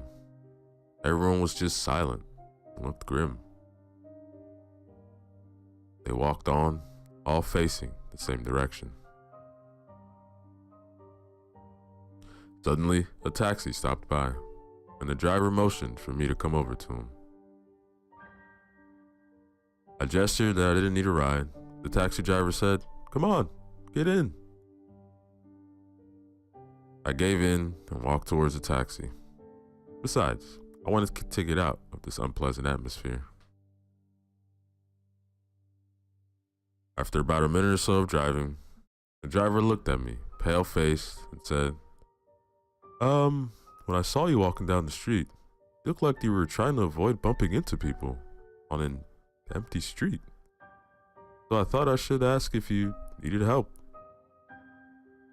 That, ladies and gentlemen, is the end of our story. Yo, what is up, everybody? Let's go back again. Another short horror story written by Miss Unicorn 257. Remember to use the links in the description below. Show love to them. Like, comment, and subscribe. Ariel.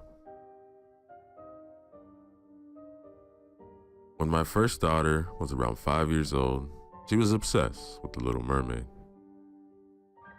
She would literally watch it almost every day.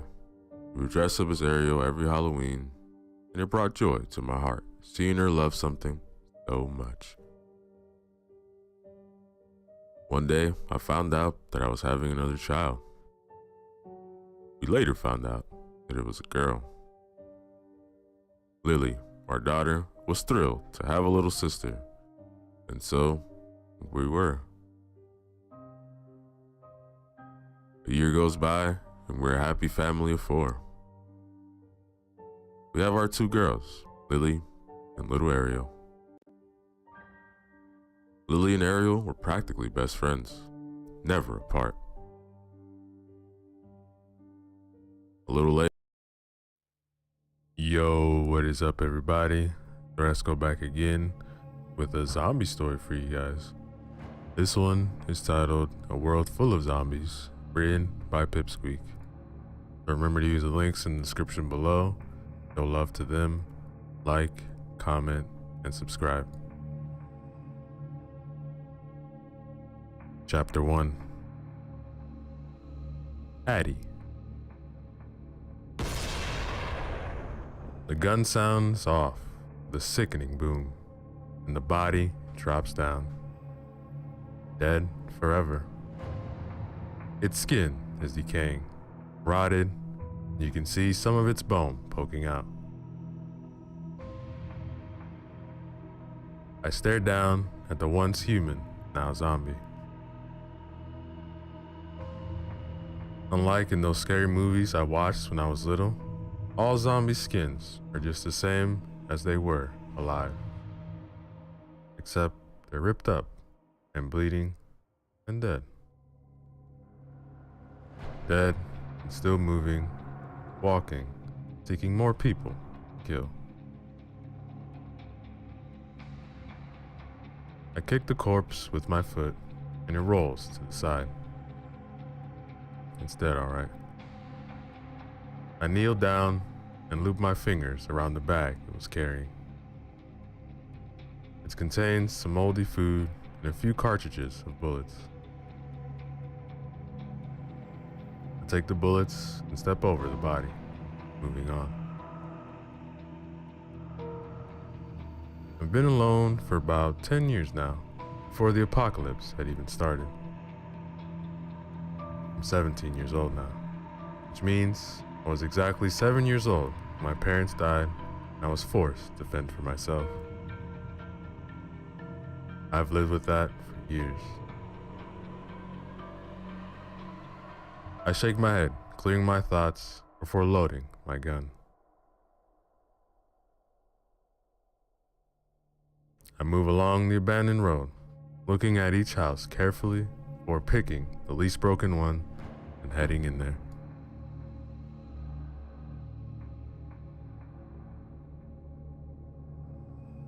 The front door opens with a creak, and I shut it behind me. Something lunges at me in the dim light of this house.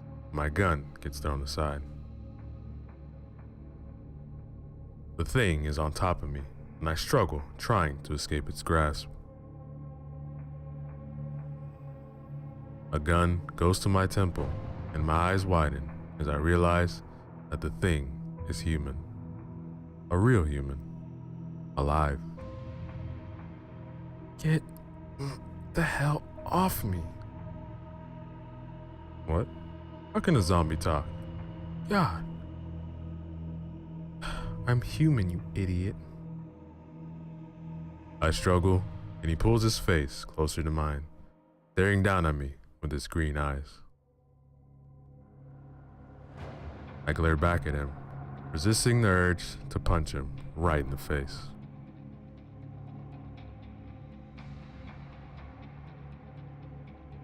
He grabs my wrist roughly and feels for my pulse. He presses on it hard and I yelp, my heartbeat quickening. He releases my hand and pulls back his gun, but doesn't let me get up. Why? Why did you pick this house? Bloody hell, man. This was the only one that wasn't as banged up as the others. Think I wanna die? Now get off me. Look, you're gonna shoot me, and I'll become a zombie. Wouldn't that be fun? And as we all know, one zombie attracts many zombies. He glares at me, his lip twitching in anger. He puts his gun away, and I slip back, away from him. What do you want? Place to sleep? Go find one. I have. No, this is my den and I... Look, either will you let me stay, or I will shoot myself, then you'll have a zombie running around your so-called den. Wouldn't that be fun? He huffs and growls, running a hand over his face. Fine, fine. You can stay, but you supply your own food. Guess I'll starve. Fine, I'll feed you. We have to work as a team. Whatever. He turns and signals with his hand for me to follow him. I pick up my gun and place it in my belt. It hangs loosely next to my knife. I follow the boy into the kitchen and spot all the blood-stained tiles. You killed someone? No, I was injured. That's from last month. It won't come out. He starts ruffling through the cupboards for food. and he tosses me a can in my direction, and I catch it. Good luck with that. I don't have a can opener.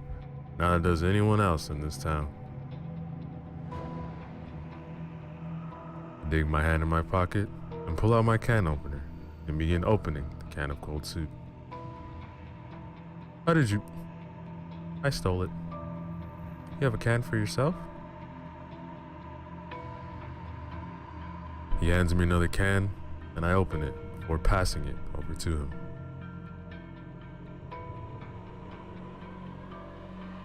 He sips the cold soup cautiously while I drink mine, hungrily. It's a nice soup, really. One I used to enjoy when I was little. But then again, I used to have it warmed up and share it with my parents. But they're dead. Nothing I can do will bring them back. I toss the can into the bin and I wipe my mouth with the back of my hand.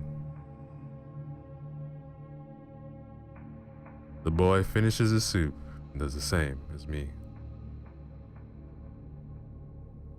I look up at him. He's quite tall, chestnut hair, which has been clumsily cut.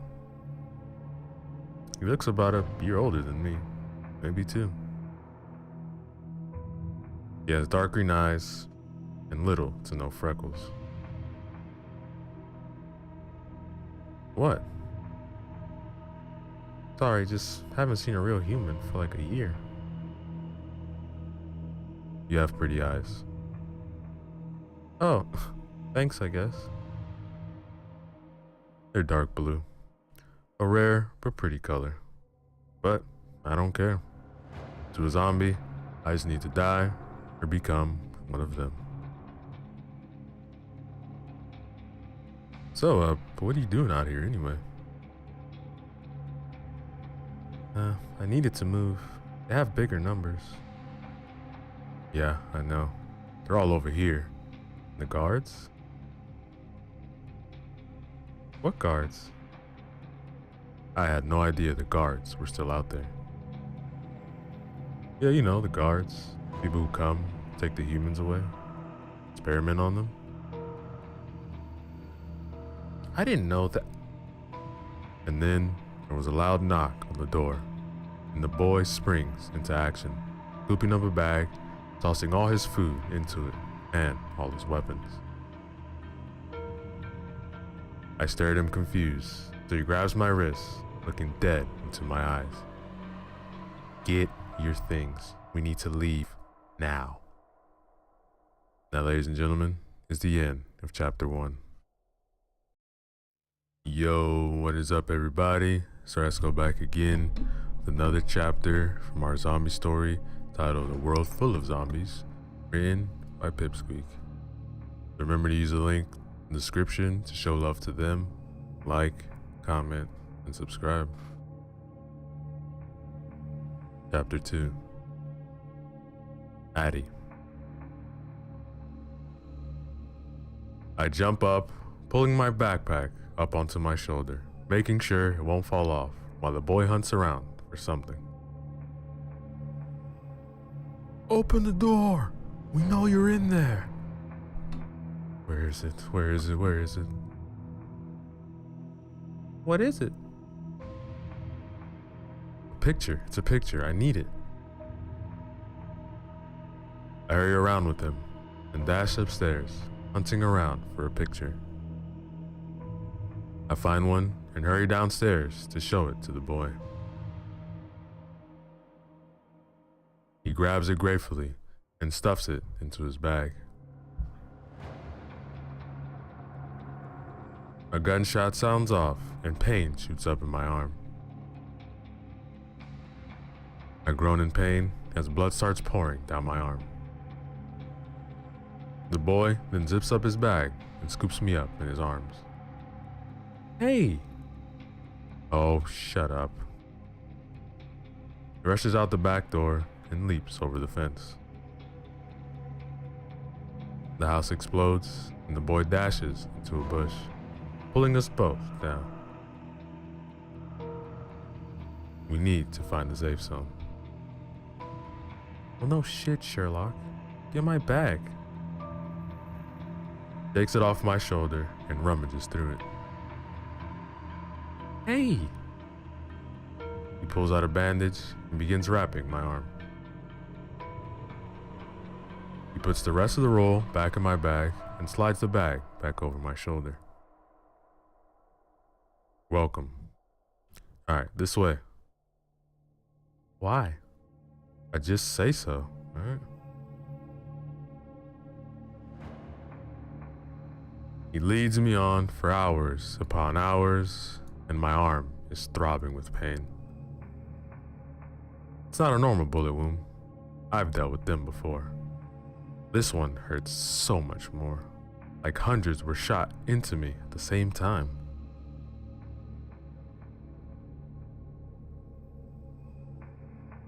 Please, please, I'm in pain, you idiot.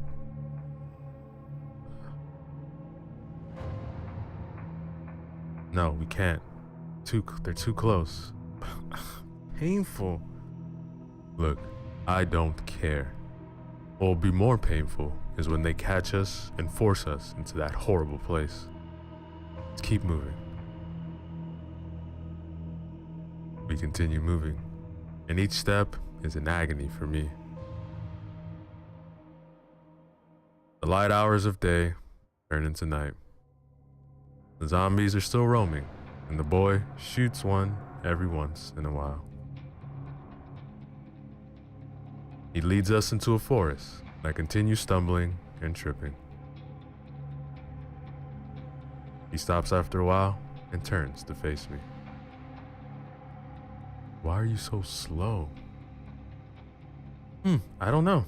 I've been shot, it hurts, I've lost blood, and oh, I've been walking for a full 3 days now. Three days. Yes, so please, just let me rest. No, we have to keep moving. You're close. Please, I am in pain, you idiot. He lets out a sigh, picks me up in one smooth motion. Hey! Look, shut up. I'll carry you until I get tired, alright? Whatever. Good. Now, go to sleep or whatever. Just don't annoy me.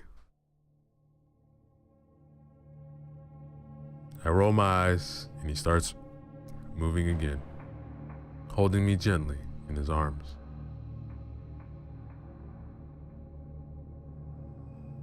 I'm in pain and sleep deprived. A deadly combination in this world. If this boy, who I didn't even know the name of, hadn't pulled me out that house, I would be dead. No doubt about it. It's been hard being alone for as long as I have. My parents died before the zombies even came. About 3 years before, in fact. I was about 10 when the apocalypse started, which means I've been alone for a total of 10 years, making me 17 years old. This boy looks at least a year or two older than me. He seems alright, but I can't rely on him too much. After all, he could be a part of the bad guys team, as I like to call it. The zombies didn't just appear out of nowhere, like the news said. They were created and released into the world to cause havoc and mayhem.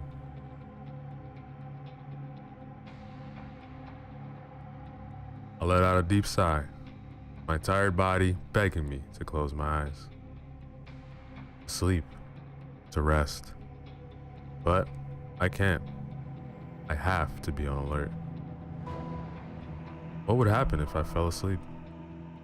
Those people could catch up and I wouldn't know it. The boy could leave me somewhere to die. A zombie could come, and the boy would have no cover since he's holding me. I can't let that happen. I can't let my guard down. The boy walks for hours. He seems to have an unlimited amount of energy and strength. I blink more and more.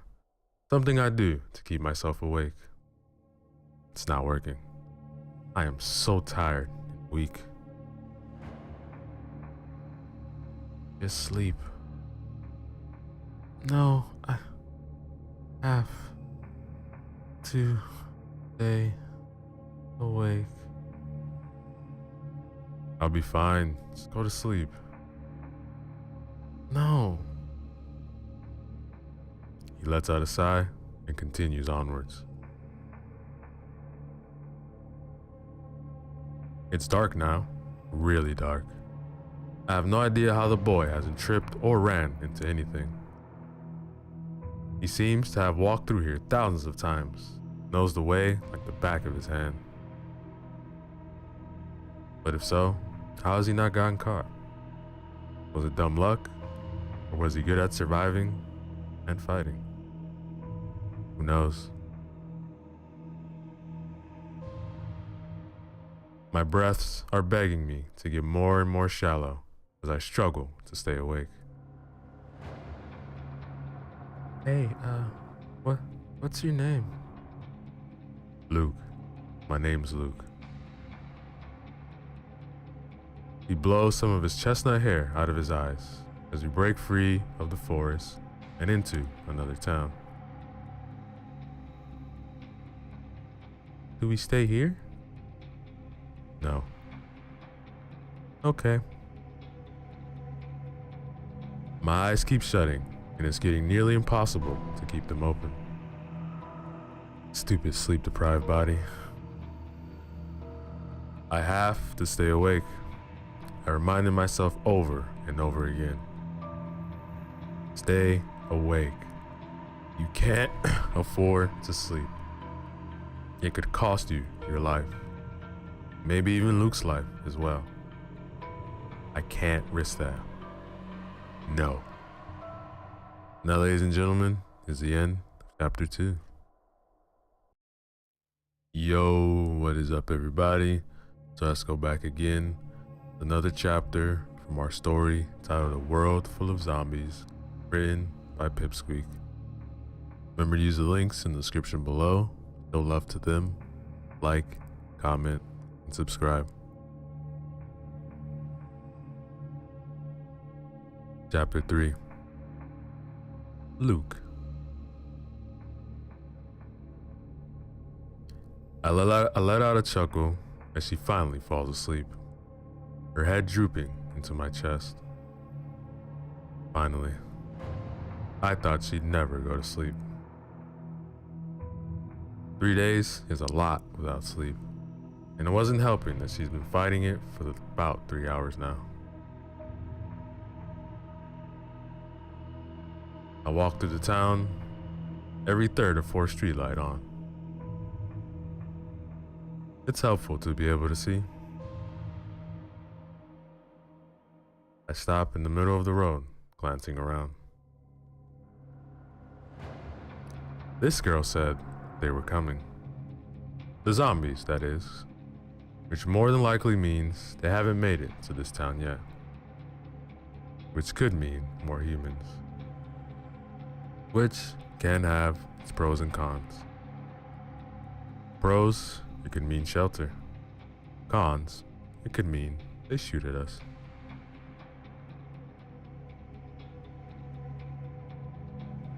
I glance down at the girl's sleeping figure. She needs medical attention, badly. Her arm has stopped bleeding, but I haven't wrapped it properly, not tight enough. I can tell by the fact that blood has dripped down her arm and is going through the white bandage.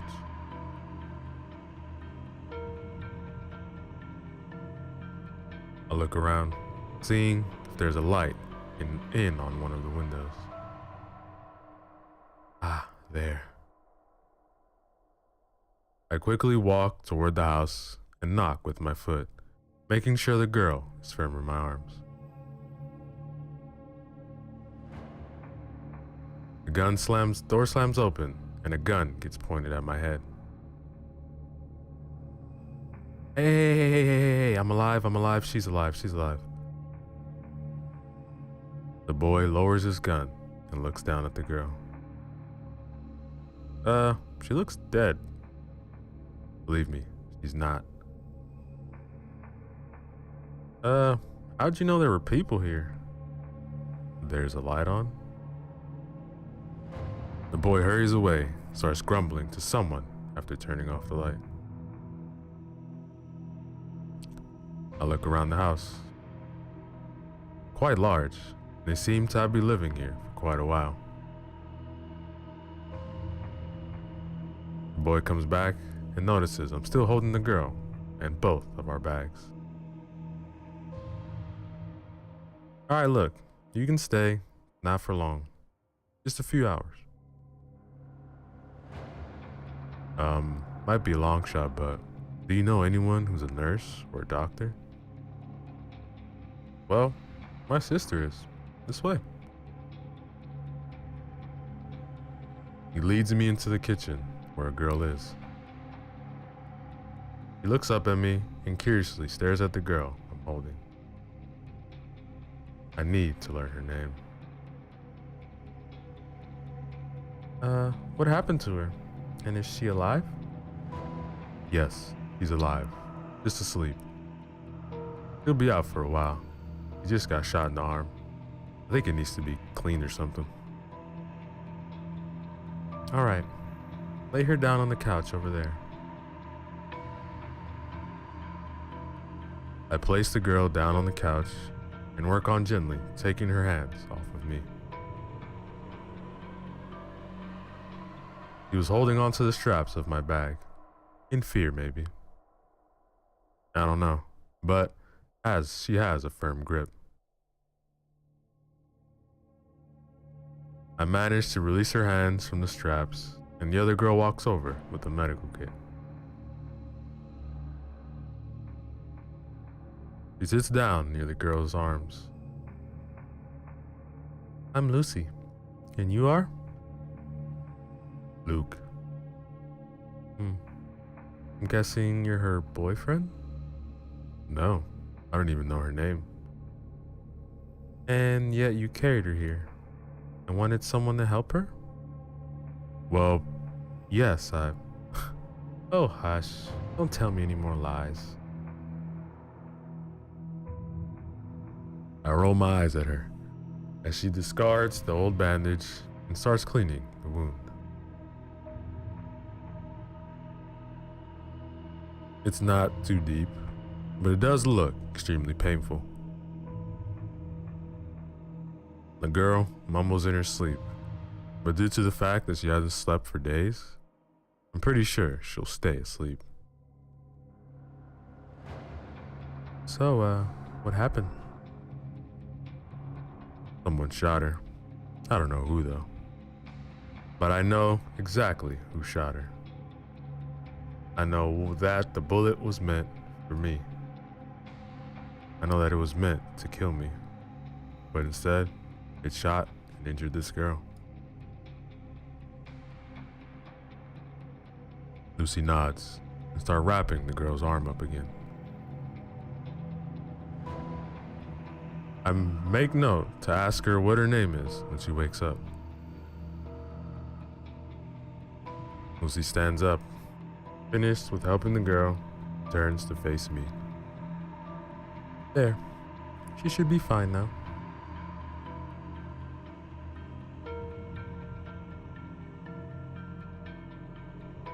The boy walks into the room and offers something to his sister while I walk over to the girl.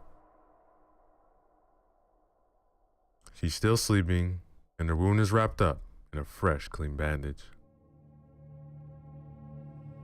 Hey, Lucy, thanks. How long do you plan on staying here? I'm leaving now. Scoop up the girl. She clings onto the straps of my bag again. Not gonna lie, it's kinda cute. Oh, okay then. Alright, good luck. You too, and keep your lights off. It's still dark out as I roam along the road. The girl is still asleep as I find an abandoned house and walk inside. I sit down at a wall, leaning back on it as I sit the girl next to me. She slumps down onto my shoulder and I sigh, giving up on moving her. I fall asleep after a while and wake up early in the morning. The girl is still asleep, showing signs of waking up.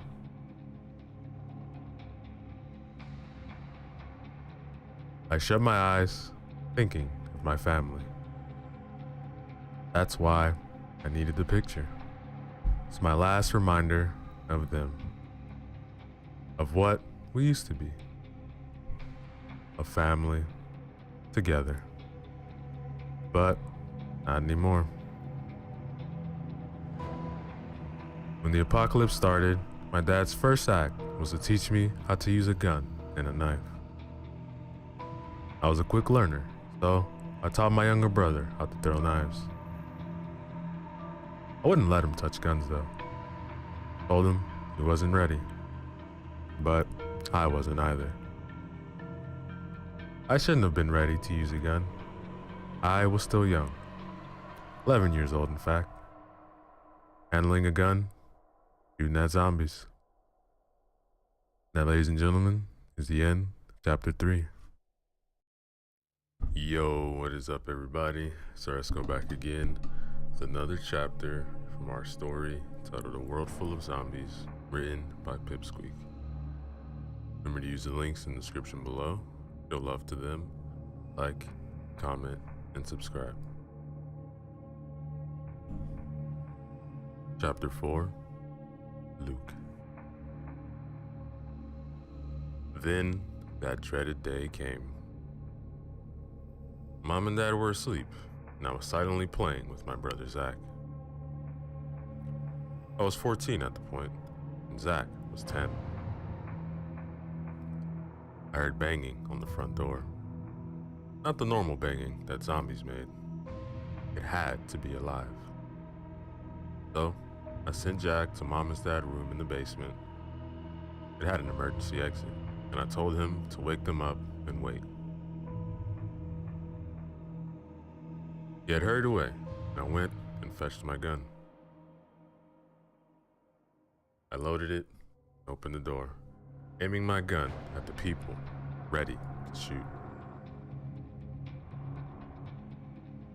One of them had smirked at me. My heart was beating fast as I fingered the trigger. Then, I heard it. Zach scream in horror and fear. I had turned my head, quickly, and that was all it took. The man leaped forwards and tackled me to the ground, throwing aside my gun. Another guard appeared, holding a flailing, screaming Zach, but the collar of his shirt. He was petrified, kept on screaming my name. I had screamed his name too, telling the person to let him go. They wouldn't listen. The man had tied my hands in cuffs, but I wasn't paying attention. I was screaming for them to let Zach go. No! Take me instead. No! Don't hurt him! The man holding me had nodded, and Zach was dropped to the floor. He was panting and crying, trembling, and shaking. He had looked up at me, and I stared back at his small, petrified face. He didn't deserve this. He was too young.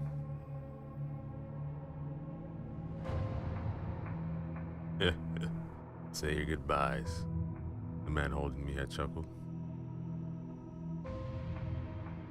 Zach had screamed no, but before he could finish his sentence, a loud, sickening bang echoed about the room. They'd shot me. Blood spilled everywhere as I grunted in pain, as Zach has screamed in fear. One single word did manage to leave my mouth. Run. And so he did. Zach took off running out the back door, grabbing his emergency backpack as he went. The guard stood in shock as he ran away, going to the safe zone as I showed him over and over again. It was close by. I knew that. We had made the trips thousands of times together. I was sure he would find it. After he became a small speck in the distance, I blacked out from the pain.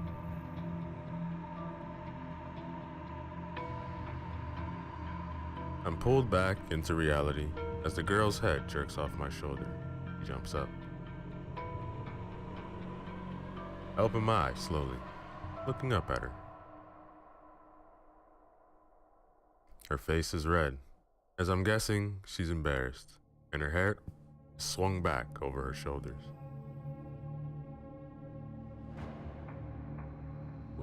What are you? Why did you?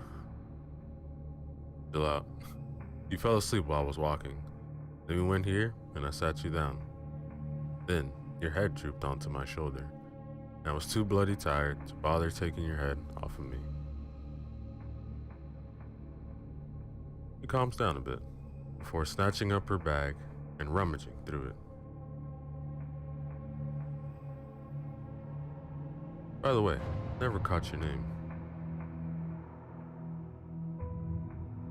She lets out an angry huff, blowing her hair out of my face. Addie. Addie, that's a beautiful name. Getting to my feet and stretching, he watches me. What? She blushes and looks away, going back to her bag. I pull out my own bag, looking for a new t-shirt. This one's getting old.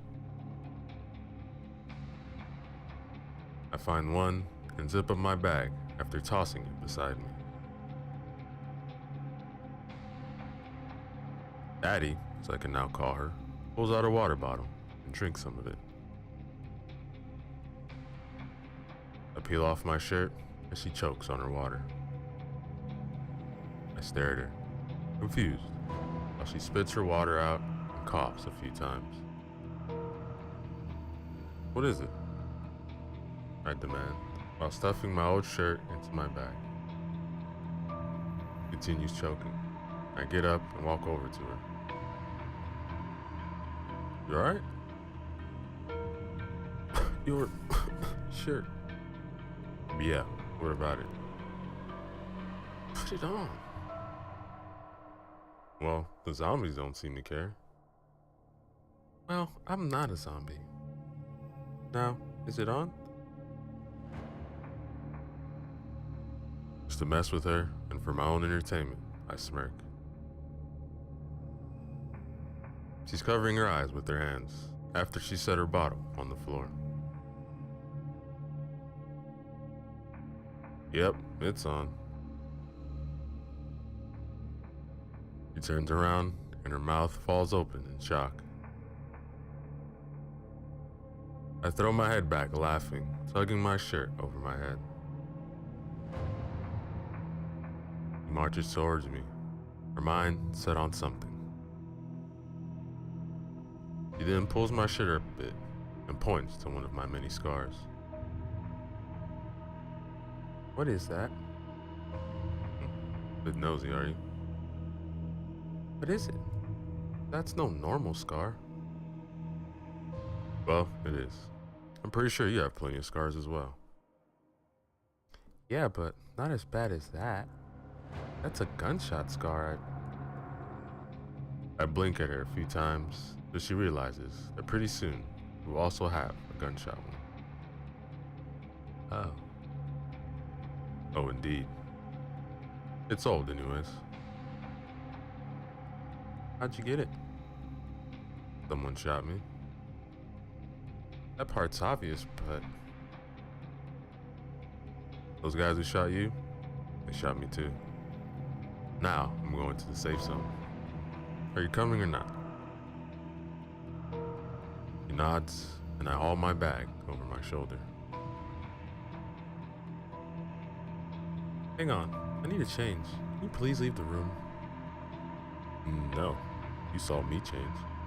Yeah, but different. I mean, I'm a girl, you're a boy, and look, I'm not a perv.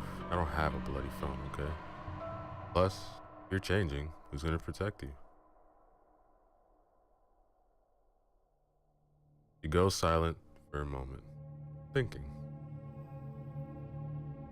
He lets out a long sigh, and I raise an eyebrow. He then looks over at me. Fine, but don't say anything. Now, ladies and gentlemen, is the end, chapter 4. Yo, what is up, everybody? Let's go back again. Another chapter from our story titled A World Full of Zombies, written by Pipsqueak. Remember to use the links in the description below. Show love to them. Like, comment, and subscribe.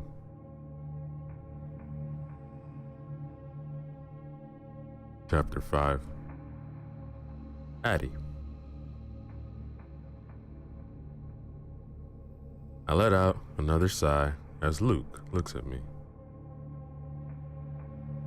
I pull out the clothes I want to change into out of my bag.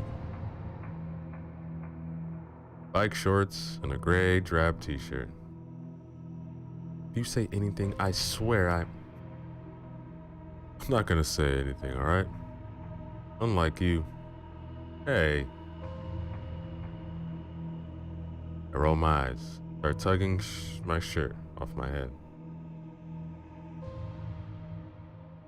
Thank God I'm wearing a bra. I can feel Luke's eyes trained on me as I tug my new shirt on. Turn around. He turns around, and just for good measure, I go behind the couch to change into my shorts. Once I'm done, put everything back in its place, neat and tidy. Okay, where's the safe zone you keep talking about? Not too sure, but I need to get there. Right, that makes sense. Alright, look, remember who saved your life and carried you for 4 hours? I blush at that. Let's go. I pull on my bag and follow him out the front door. The zombies don't seem to have reached this town yet, but I'm sure they will. Luke walks ahead, leading the way. Why is this safe zone so important to him anyway? I decided to ask him after a long, bitter silence starts to settle. Hey, Luke, why do you want to go to the safe zone anyway? Someone's there. Who? Someone. Family? Yes. Why are you coming to the safe zone with me anyway? Well, because I have nowhere else to go. And if the name of this place is correct, maybe the safest place I can be at the moment. I gesture towards my arm. It's been wrapped in a new bandage, I assume Luke did, and has been cleaned as well. I can tell because it's not stinging anymore.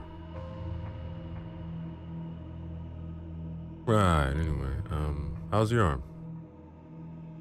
Not great, but not bad either.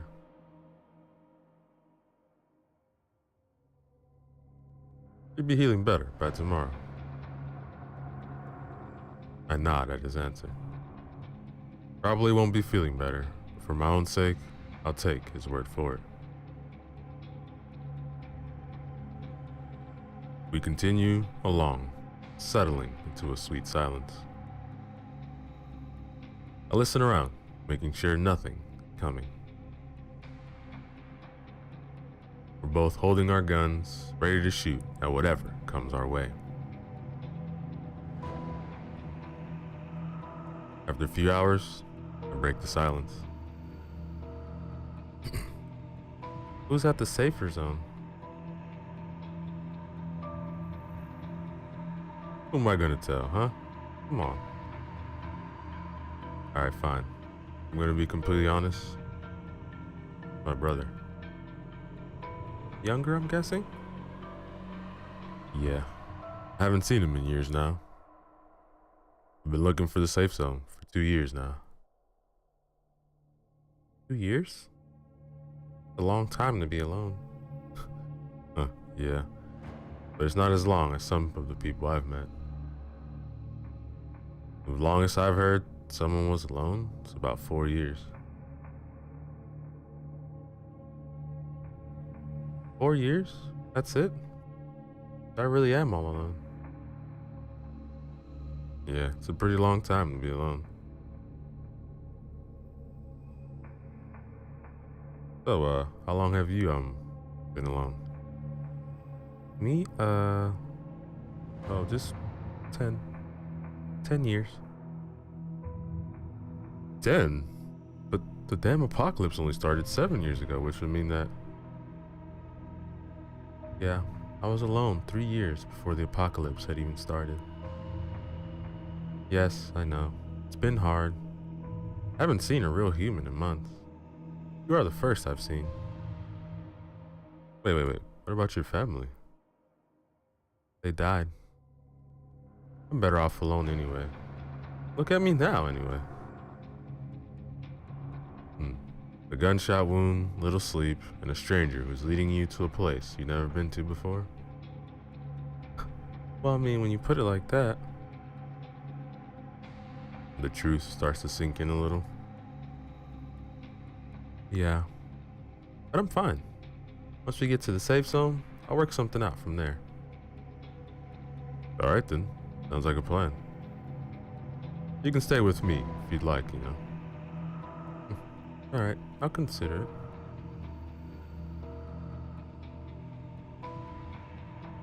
I find myself wondering what Luke's brother would look like. Maybe a miniature version of him. Or maybe a miniature opposite. Who knows? Well, Luke does, but still. Then I begin to imagine what it would look like if I had a sister. Would I not be alone? Would I still have met Luke? Would I be a different person than I am today?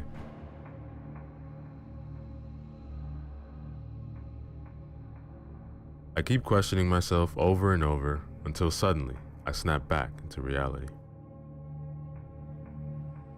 Luke is carrying me. I didn't even notice he picked me up. He's got a worried sort of look on his face as he marches forward. Huh? What's going on? You fainted about an hour ago. I didn't know what to do, so I just picked you up and carried you. Oh. I don't even know what happened.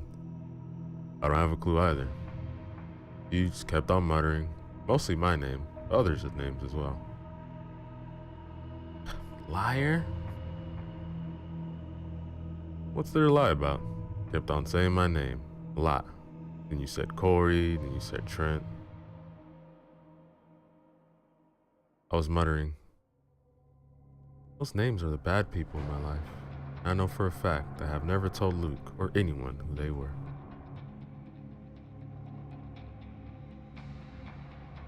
Why didn't you just leave me? You're risking your protection and you fainted. Couldn't just leave you. You nearly cured yourself just by fainting. So, couldn't leave you. Plus, I'm fine. You're light, so it'd be easy to put you down and shoot at a zombie. I stare up at him, utterly confused. Everyone out here knows it's every person for yourself.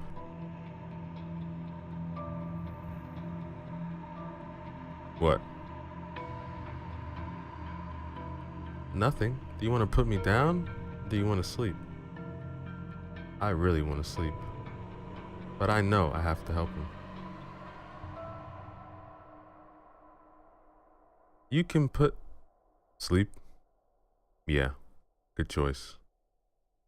Now, ladies and gentlemen, is the end of chapter 5. Yo, what is up, everybody? Let's go back again. Another chapter from the story titled The World Full of Zombies, written by Pipsqueak. Remember to use the links in the description below. Show love to them. Like, comment, and subscribe.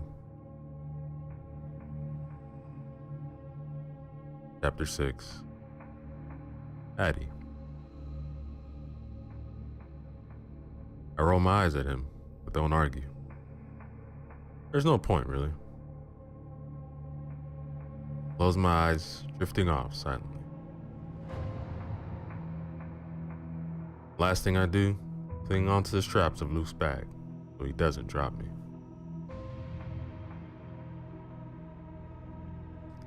My father used to pick me up when we went hiking, and the hill was too steep for my little legs. He would scoop me up in his arms, and I would giggle and laugh. He would always pretend to drop me, and I would laugh and cling on to the straps of his hiking bag. He would chuckle and tell me that he wouldn't let me go. But I wouldn't let go of the straps until he put me down, just to be sure.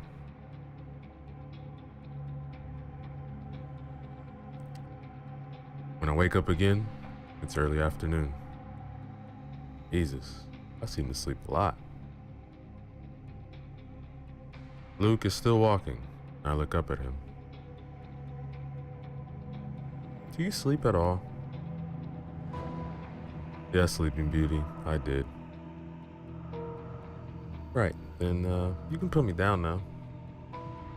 Nope, I'm good. It wasn't a discussion. Put me down. I said no. That means no, in case you didn't already know that. I know what it means. Now put me down. No. I said no. Luke. He throws me up a bit, and I scream, clinging onto the straps of his bag. Ah, much better. So mean. I can live with that. Why can't you put me down? Because why? Because I found the safe zone. I turned my head to see 2 large metal gates with 2 towers beside it, guards in it. Smile at Luke, and he grins back. Now, can you put me down? Sure, fine. But stay close. I nod, and he sets me on my feet. We walk up to the gates, and the guards look down at us. If you are alive, please raise both your hands slowly and spin in a circle. My heart drops to my stomach. I can't raise one of my arms. Luke raises his arm slowly, spins in a circle. My heart is beating fast as the guards aim their guns at me. I raise my arm slowly, shaking in pain, and spin in a slow circle.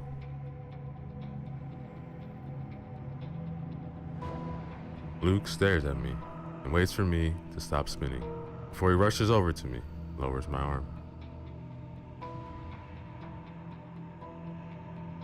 I lean into him, sucking in deep breaths. What's wrong with her? He's been shot in the arm and needs medical attention. All right, go in. Meet someone there who can help. Luke nods and leads me forwards to the safe zone. I whimper as I feel blood starting to escape the bandage.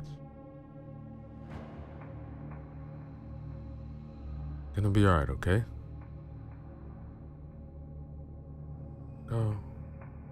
Go find him. You can find me later. But what if... No, I have to go find your brother. I've been alone for 10 years. I can look after myself. Yeah, but... Luke, go. Go find your brother. He'll know where I'll be, correct? Thinks for a moment, or nodding sadly. Yes, but... And I hobble off, leaving him behind me. I find a lady who directs me to the hospital, who immediately takes me into surgery. Hello, honey. What's your name? Addie. Okay, Addie. Do you know anyone here? Anyone at all? Luke? Last name? Addie, do you know his last name?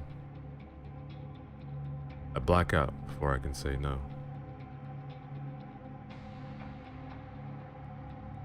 When I regain consciousness again, I'm breathing in air from an oxygen mask, and there's a lady with a clipboard in the corner.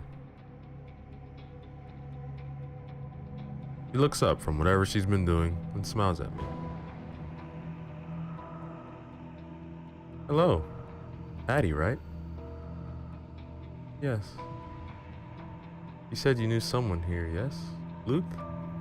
But we didn't catch the last name. Do you know it? No. I came in with him. Today.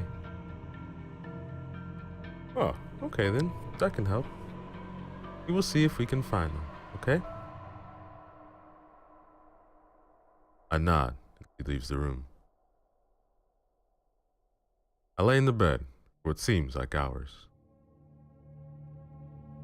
After a while, the door opens and a boy walks in with a younger boy tailing after him. That her? The younger boy asks as my eyes begin to focus. The other boy's itches in his throat.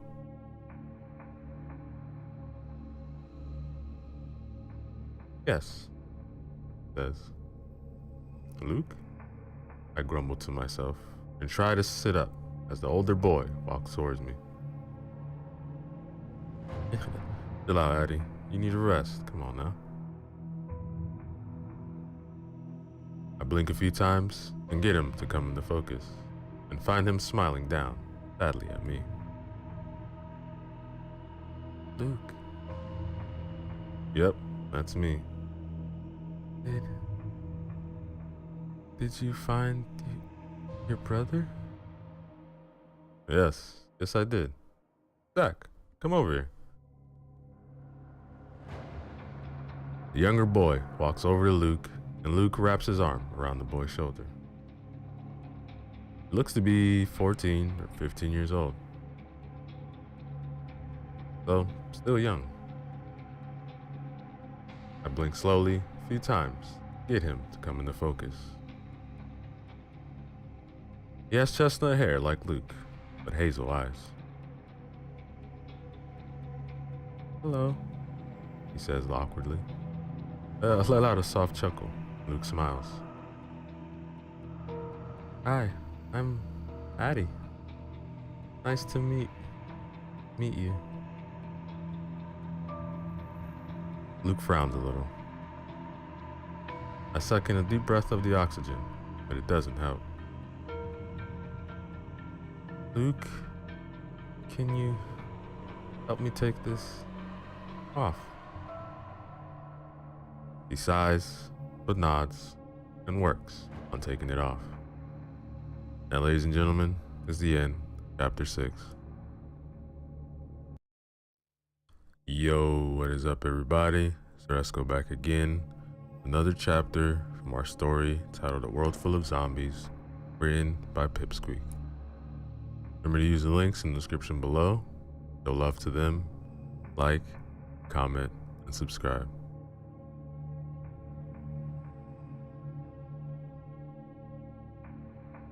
Chapter 7. Luke.